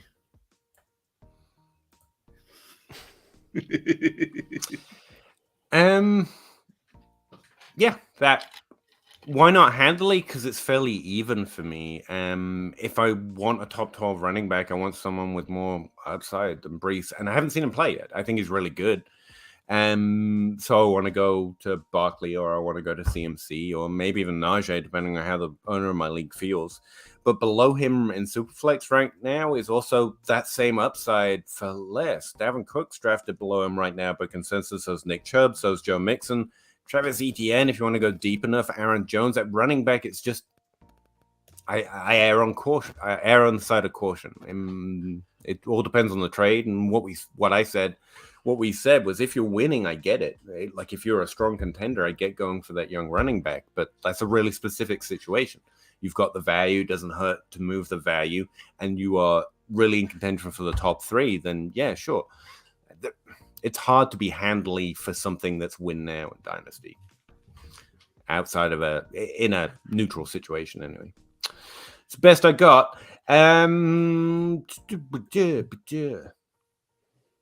This feels like a conversation. I'm unnecessarily overjoyed to hear Peter went to the Expo. Oh, thank you. I was as well. I certainly enjoyed watching everybody. It was fun. Like some sort of alien. No, I had a great time. It's really nice to meet people. And hide from Mike, because he looks like he could throw me really, really, really far. And bump into Ryan. We had to travel 7 hours out of way, even though we live an hour away from each other, but we did get to meet, so I enjoyed that. Do I trade for A-Rob for Renfro and CPAP? I think I hang on to Allen Robinson. Yeah, agree. Yeah. And if Zach is saying don't trade for Renfro, that means you got to listen to it. It's not just me being a Robinson hole. Well, I think you can go get Renfro for something else and still hang on to Allen Robinson. I like Cordarrelle Patterson doesn't move the needle very much for me. When it comes to Renfro, Zach says, have your cake and eat it. Don't do that trade, but also go get Renfro. And I get it, frankly. Renfro's worth like a third right now, as I was laughed at a while ago saying he would be. And A-Rob's got hype and at least second-round value. Like, you should be able to get Renfro for less than giving up A-Rob. And CPAT, again, Like, he was a weird breakout last year. We don't really expect to continue that well. And even if it does, he will continue to hold no value. I mean, I don't hate it, but I'd probably just keep A-Rob and do different trades.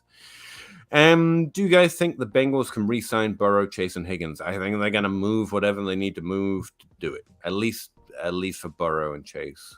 And I'm going to put it out there, even if we're talking for dynasty purposes, that's too far away to worry about. Yeah. Yeah, it's These are it's the type of thing that a team's gonna go. The cap is actually fictional. Well, it's not, but they're gonna move whatever they have to do to get that done. At least they'll be able to be lucky enough that they're going to do this in 3 separate years, because while Higgins and Burrow were drafted in the same year, Burrow gets that 5th-year extension. Higgins doesn't, and then Chase gets the year extension also. So they can push it year to year to year. It'll be tough. Don't get me wrong. They are going to sacrifice if they want to sign all 3, and I want this to be the case, man. And okay, no, I don't want this to be the case, because players should get every penny they can because they deserve it for what they put their bodies through. But if they were to take a little less to stay together and to keep a team going, which they shouldn't do, but I want to happen so they stay together, or let Chase walk so Higgins can just be the one there. They can guarantee money. They can move it down the road to make sure the players get paid, and they get to keep them on the same team at the same time. The other nice thing, though, about where we're at right now for the Bengals is we had a couple of years of regression of the salary cap.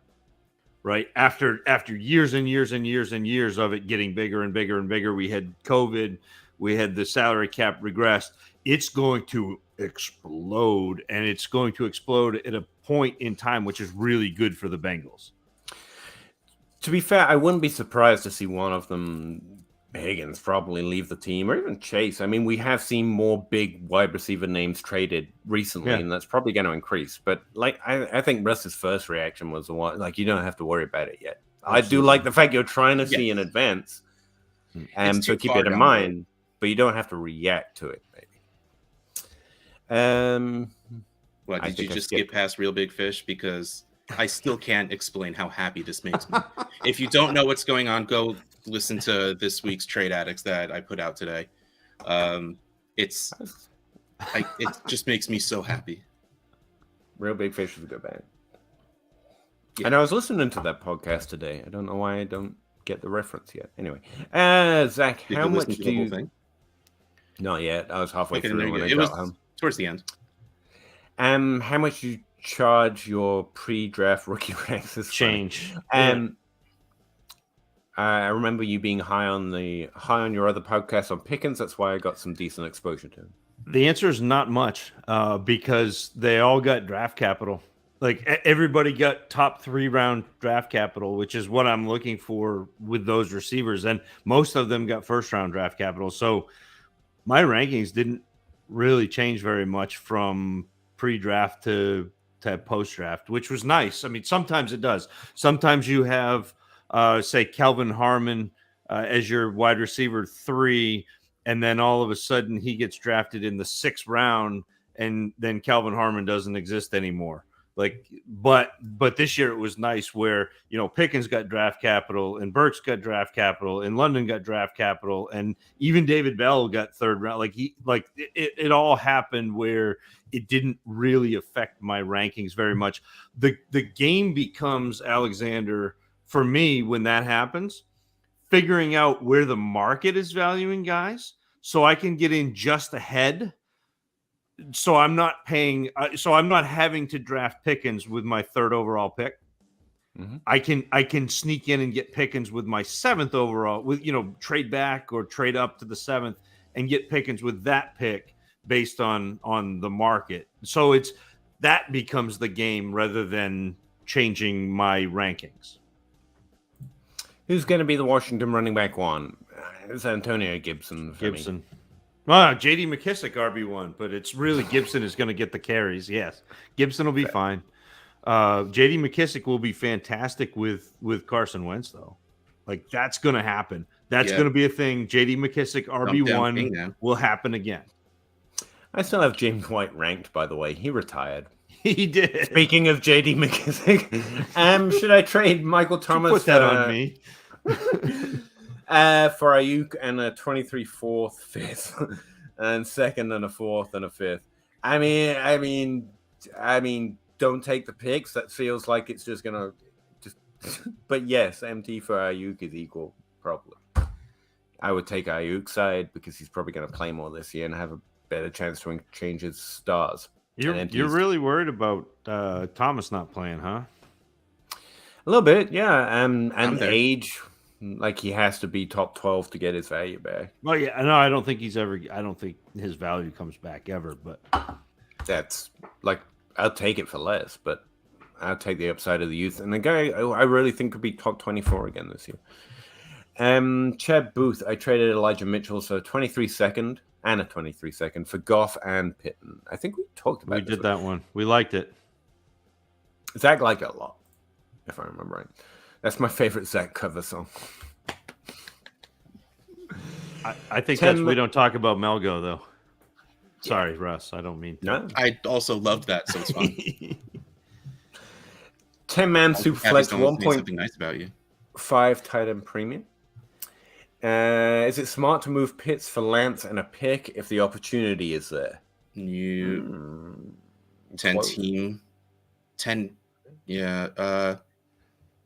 You don't need QBs, by the way. You got like a top 12, an undervalued, definitely starter this year. And Mac Jones is decent. Okay. He's going to be decent. I think Pitts is more of a difference maker in a 1.5 point premium than Lance is. I do. What you do, yeah. If you're gonna do something, do a different piece and one of those quarterbacks to upgrade one of them. I wouldn't sell Pitts for a quarterback when you have 3 startable ones. Mm-hmm. Oh, yeah, that. Yeah, he's talking about Melgo. I like Ayuk over MT, the 4th and 5th and the 2nd. Yeah, it's kind of those seem like junk picks thrown at the end. I don't. Whatever. A penny never makes a dollar. Well, I hope he earns more than $1 for the job he's doing. Bad joke. Someone say Higgins. Hopefully, no one said anything bad about him. You know I don't let that happen, Antonio. It don't happen. Everyone says that about Force. I took Danny Gray, and if you've got enough roster spots or a taxi squad, like Zach's pointed out, to stuff people on, it's always worth taking a shot. But like, we're talking about hit rates. Don't want to be the bearer of bad news, but like, you got about a 5% chance there of them being anything. Like and that's better than nothing. But it's also not 20%. That's all we mean. No way, Russ. Okay, I agree. Me too. Just her man 4. That's what I'm going with. Receive DK, a 23 third, give Pickett what? A 24 second for the first one? Yes, DK. Yeah, DK is good. That's good. I'll take DK over Pickett in a 24 second. Next one, AJ Brown 4, DJ Moore on a 23 first. That's closer. DJ Moore in the first. I mean, there's no downside to DJ Moore. He's fine. So, yeah, probably the first. Third, receive AJ Brown. There's a theme here. Is that not enough? Or try get a full? I don't know. Give MT Rondell a 23 first and a 24 second. I would give that up for AJ Brown. It's AJ Brown, yeah. And don't worry about the 4th. Yeah, that. Trades 2 and 3, and I think you're leaning trade 3.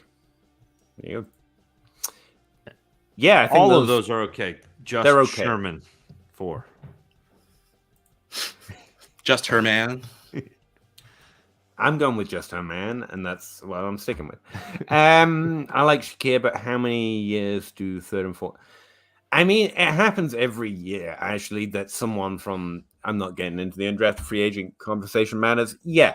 The fact is, I like Shakir as a depth add, but when there's not a high expectation, that's why the 3rd round pick. Have Burrow and Lance as my other quarterbacks. That's for Josh Sherman 4. And I don't think that affects much. Oh, it's a Pickett part of it, which I'm fine with. No, that's fine. Just traded CD and Damian Pierce for Diggs and Keenan Allen. CD and Pierce for Diggs and Keenan Allen. I'd rather have Diggs you'll be getting. Good. I would say good for this year. Yeah, value-wise, you probably gave up a bit, but man, like that's going to be a lot of points for Diggs and Keenan. Yeah. Contending roster. Yeah.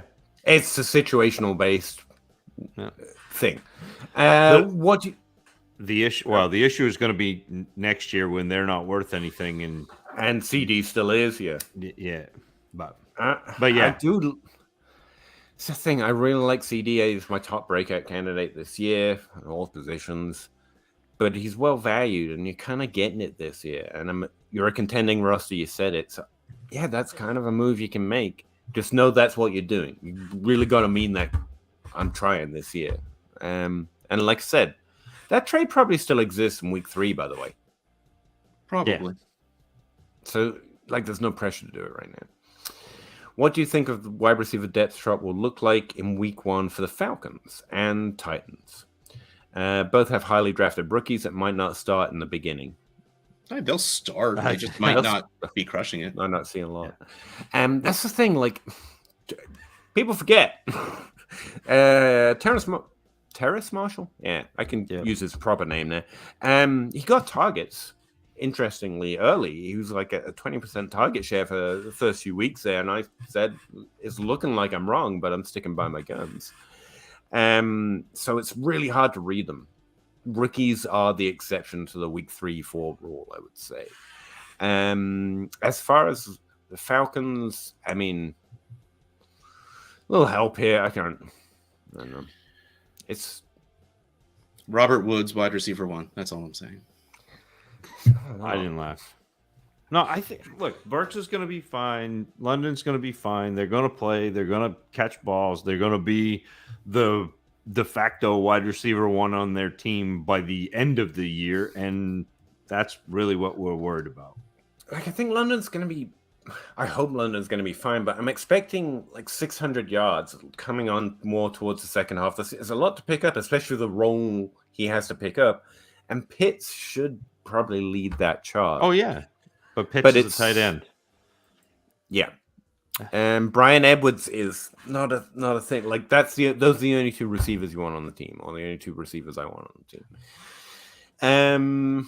As for the Titans, thoughts on the new AJ Brown?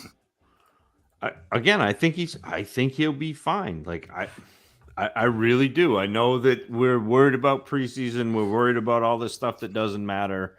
We're worried about, especially in Tennessee, that coaching staff is very Belichickian in the fact that they want to make the rookies earn it. So even if Burks was amazing, they would not ever say that. They would be making Burks earn it. I'm not worried about that. I'm not either, but I do think he's one that clearly seems to...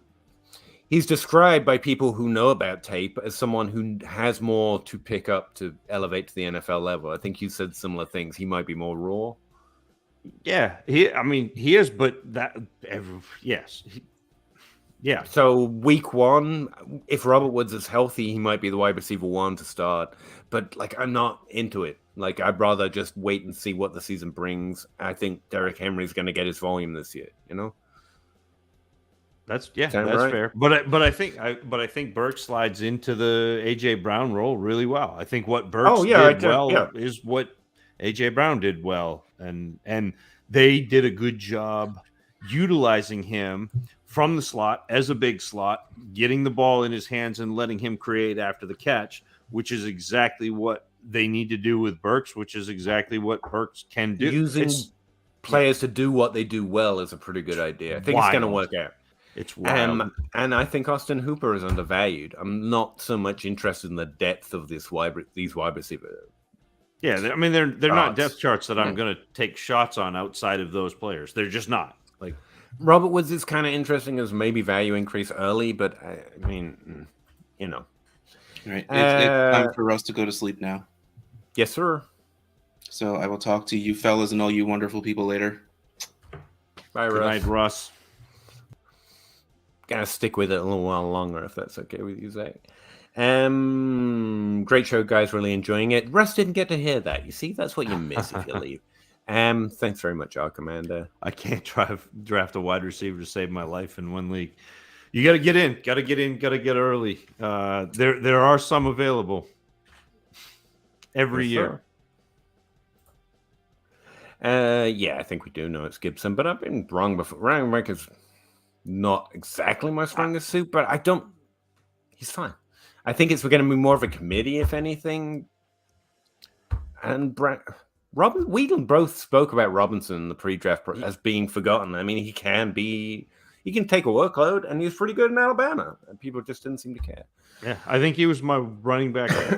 He's fine. 4 or 5 pre-draft, something like that. Go ahead, Zach. Make fun. He'll show. I was more making fun of the Washington Commanders coaching staff having Gibson return kicks rather than, although it was a little bit of a jab. I'm sorry. I apologize. We actually went through these just Sherman 4, but before I got to your donation here, but I really appreciate it. I think we said we like all 3 of these trades, but the third trade was the one we thought was probably the best one to do if you have the choice. But you've definitely got the values right, so I think you're going to work out a good trade if you stick to what your thought process was in coming up with these ideas. So. Someone just noticed Joe's new name. Or are we that far behind? Jesus. No problem, really, Truth. Thanks for checking us out again. Good side of being in 50 leagues. Yeah, there's upsides to it. Norris got off of DJ Moore for my Chris Olave straight. DJ Moore. No, dude, take the. Yeah, I like that a lot. You're hoping Olave becomes DJ Moore. Yeah, and DJ Moore was a much better prospect, to be honest with you. Yeah, like I had no questions about him. I've been slightly disappointed, and he's been great. So DJ Moore, and he's still like 23 years old. Somehow that man doesn't age. He came in really young. So it's fine. Are 23 seconds really not valuable? They are, but to me, they're valuable as trade chips. Like, and until I'm in the draft, like they're trade chips. Like I don't care about them. And again, I like to buy on credit in drafts. Yeah, like that's what I like to do. And so they are worth something. But to me, if you put a second in a trade, that just means you're not giving me a player that is good enough to be in that trade. So I don't want the second. I want a player that's good enough to be in that trade. Like I think me and Zach are holding the same values, but Zach likes to think about it a different way because he probably holds on to his picks a little bit more. Quite often I go to my roster and realize I've depleted my rookie picks too early. I try to make a rule that I wouldn't trade picks a year ahead because I kept doing it. So if you don't have seconds to do that move with, but we're saying the same thing. They have value, but it's to do things with. Also, but so there are only second round players I like if I can't make a trade. So I'll take shots. So like I won't trade. So this year we've already had our 22 rookie draft. I'll trade 23 second, third, fourth, whatever. Like if that's going to get a deal done, my 24 picks I'm probably hanging on to because when I get to the 23 draft, those are what I'm going to use to move to where I want to be in that draft. I've already traded a lot of my 24 pick. That's the thing. I tend to be active with throwing them out. But I think a year on credit is what he's saying. Yeah. It's the best way of saying what, and you've already said it twice. Swift or Saquon in redraft? I take Saquon, and I know a lot of people don't like that, but I mean that's true with everything. That's such a get out of jail line.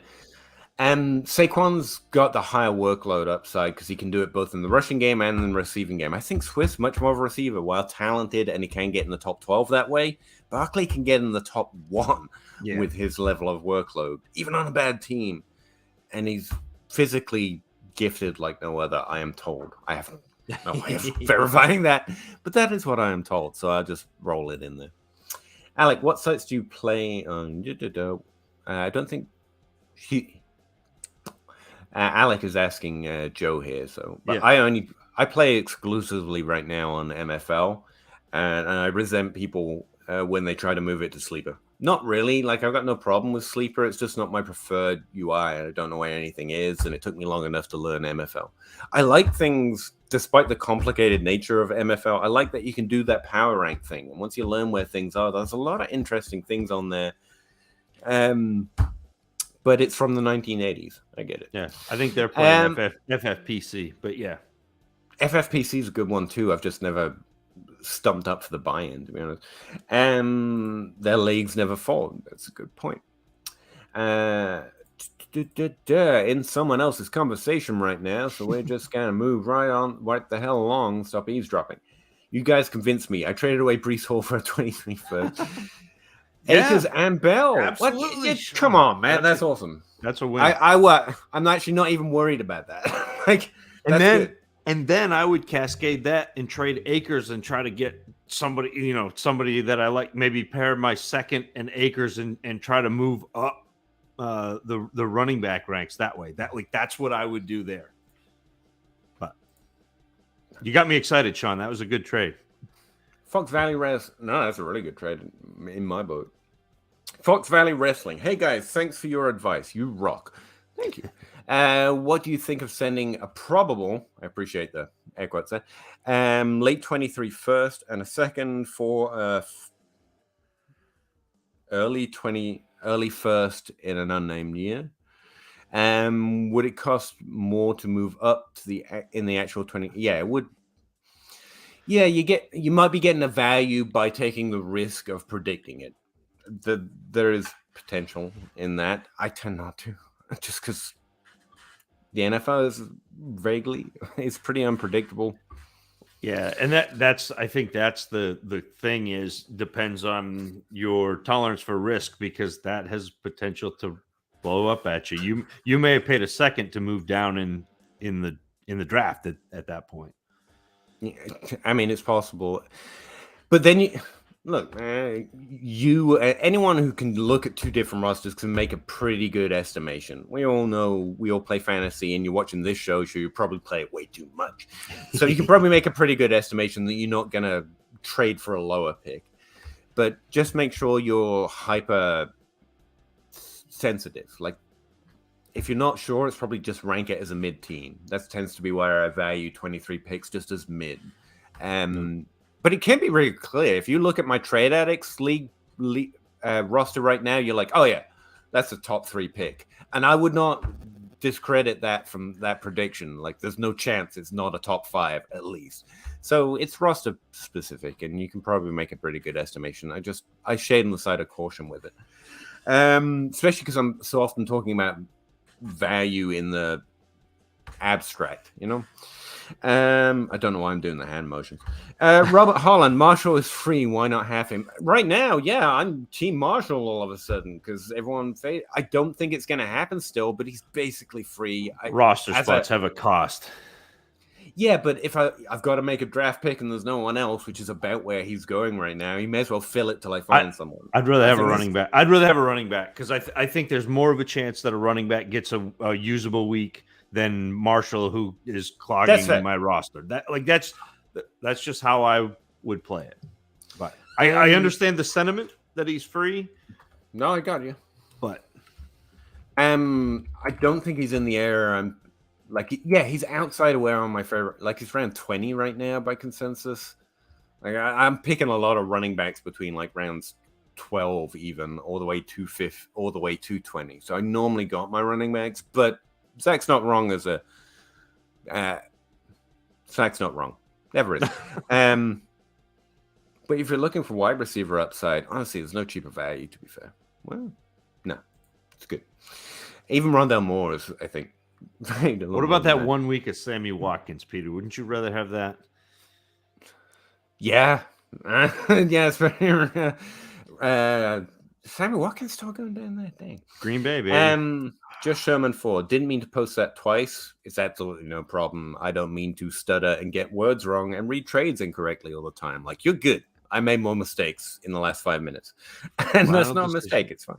Receive DK. 23 third. Give Pickett. Or 20. Receive DK Metcalf and a 23 third. So it's dropped there a little bit. For Pickett and a 24 something. Damn it. Receive AJ Brown, give MT Rondell 23 first. I still think it's get AJ Brown. Yeah, AJ Brown's probably going to do better this year outside of injury, I think. And you're giving up a player, Rondo, and yeah. I think there's going to be a lower market for DK later. So if this is what you can get, that's a really good trade though. Pickett or 24, as long as that's there's not a 24 first wouldn't scare me too much there. No, I guess you're right. I don't mind either of those. I just would rather have AJ Brown than DK, but that's my decision maker. Like I think AJ Brown increases in value from here and DK falls. Both are really good trades though. I wouldn't mind doing either. Do both of them. Like I don't think it's impossible to do both depending on what that 24 is. Right. But if I had to choose, I'd take AJ Brown. I think Zach's right. 24 seconds. Oh, so it is. Yeah. Like the seconds in both trades is what it is. One more hour, boys. I don't think even I've got no, that is not happening. Zach has a life, okay. Michael Thomas, Akers, and Metcalf and a 24 second for McLaurin and CMC. Yeah, that's right. Yeah, especially if you think you're a contender. Like it's the CMC side for me. And Zach hasn't said anything to object. So no, I think it's the CMC side. I was just reading. I'm worried about his health. Like that's me too, backs. Man. But you got to be worried about Cam Akers' health and Michael Thomas's health too. So let's throw that out and just go. I mean, yeah, that's the thing. Like, if CMC gets hurt again, you're going to be like, damn it, I should have known. But if you do this trade and Akers get hurt, you're going to be like, I know the truth. The truth, just so you know, I don't know. That's why I would go with the better players. Risk is the same. Yeah. There are some, honestly, God, even at this point, we've got some Twitter docs I believe do have a pretty good insight into this. None of the ones I like and trust and follow have been particularly concerned that CMC's injury is that much greater than Akers, frankly, who is coming off an injury in his own right. So, yeah, if I did hear that, maybe I would be concerned. But there's no. How'd you rank these rookies? David Bell, Tyler Algier, and Rashad White. Bell, White, Algier. That's how I've got them ranked. And there's a pretty big tier separation between White's closer to Bell, but Algier is a separate tier at least. I've got them Bell, Algier, White, and Algier are pretty close. But I'm like, really? That's interesting. 6 1 half. I was not a huge fan of Rashad White. And again, this is not to knock him because I think that he is, especially where he's going now, is a really good value. He's got potential to be, again, in the event of a lottery ticket win in Tampa for the starter for Fournette, like that could be great. But no, if in doubt, I tend to fade tape when it comes to running back evaluation as well. Like I try my best. Fade tape no matter what. I mean I will lean tape. Like I think White's better than Algier, but I'm not that strong on White. And if you're saying Algier is slightly above him, I'll switch him. It's fine. Yeah, I mean it was. I mean, like that tier was Jerome Ford, Algier, and Rashad White. Like it's not like it's a tier. I get it. So it's interesting. Trey Lance and a 23 first, or Joe Burrow and a 23 second. I'm just gonna stick with Burrow on this. Yeah, I would too. Dynasty just thinks scaredy cat.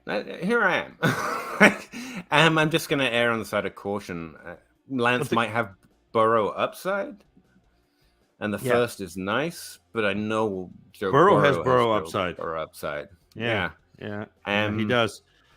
He's got TG touchdown regression coming, and he's in a separate tier for me. I know a lot of people may and should. I get it. Rank him up there with Herbert and Kyler Murray, and that's second tier of amazing quarterbacks. For me, I'm a little more worried about the touchdown regression. The team can keep up, and Burrow's points per game can come down just a touch. But in this situation, I'm just going to 10 years, guys. You get 10 years out of quarterbacks. I'm not going to play the mystery box with it if I'm already got a boat. Joe's talking to someone. That's it. We got it. We are that. Look over there. You can't just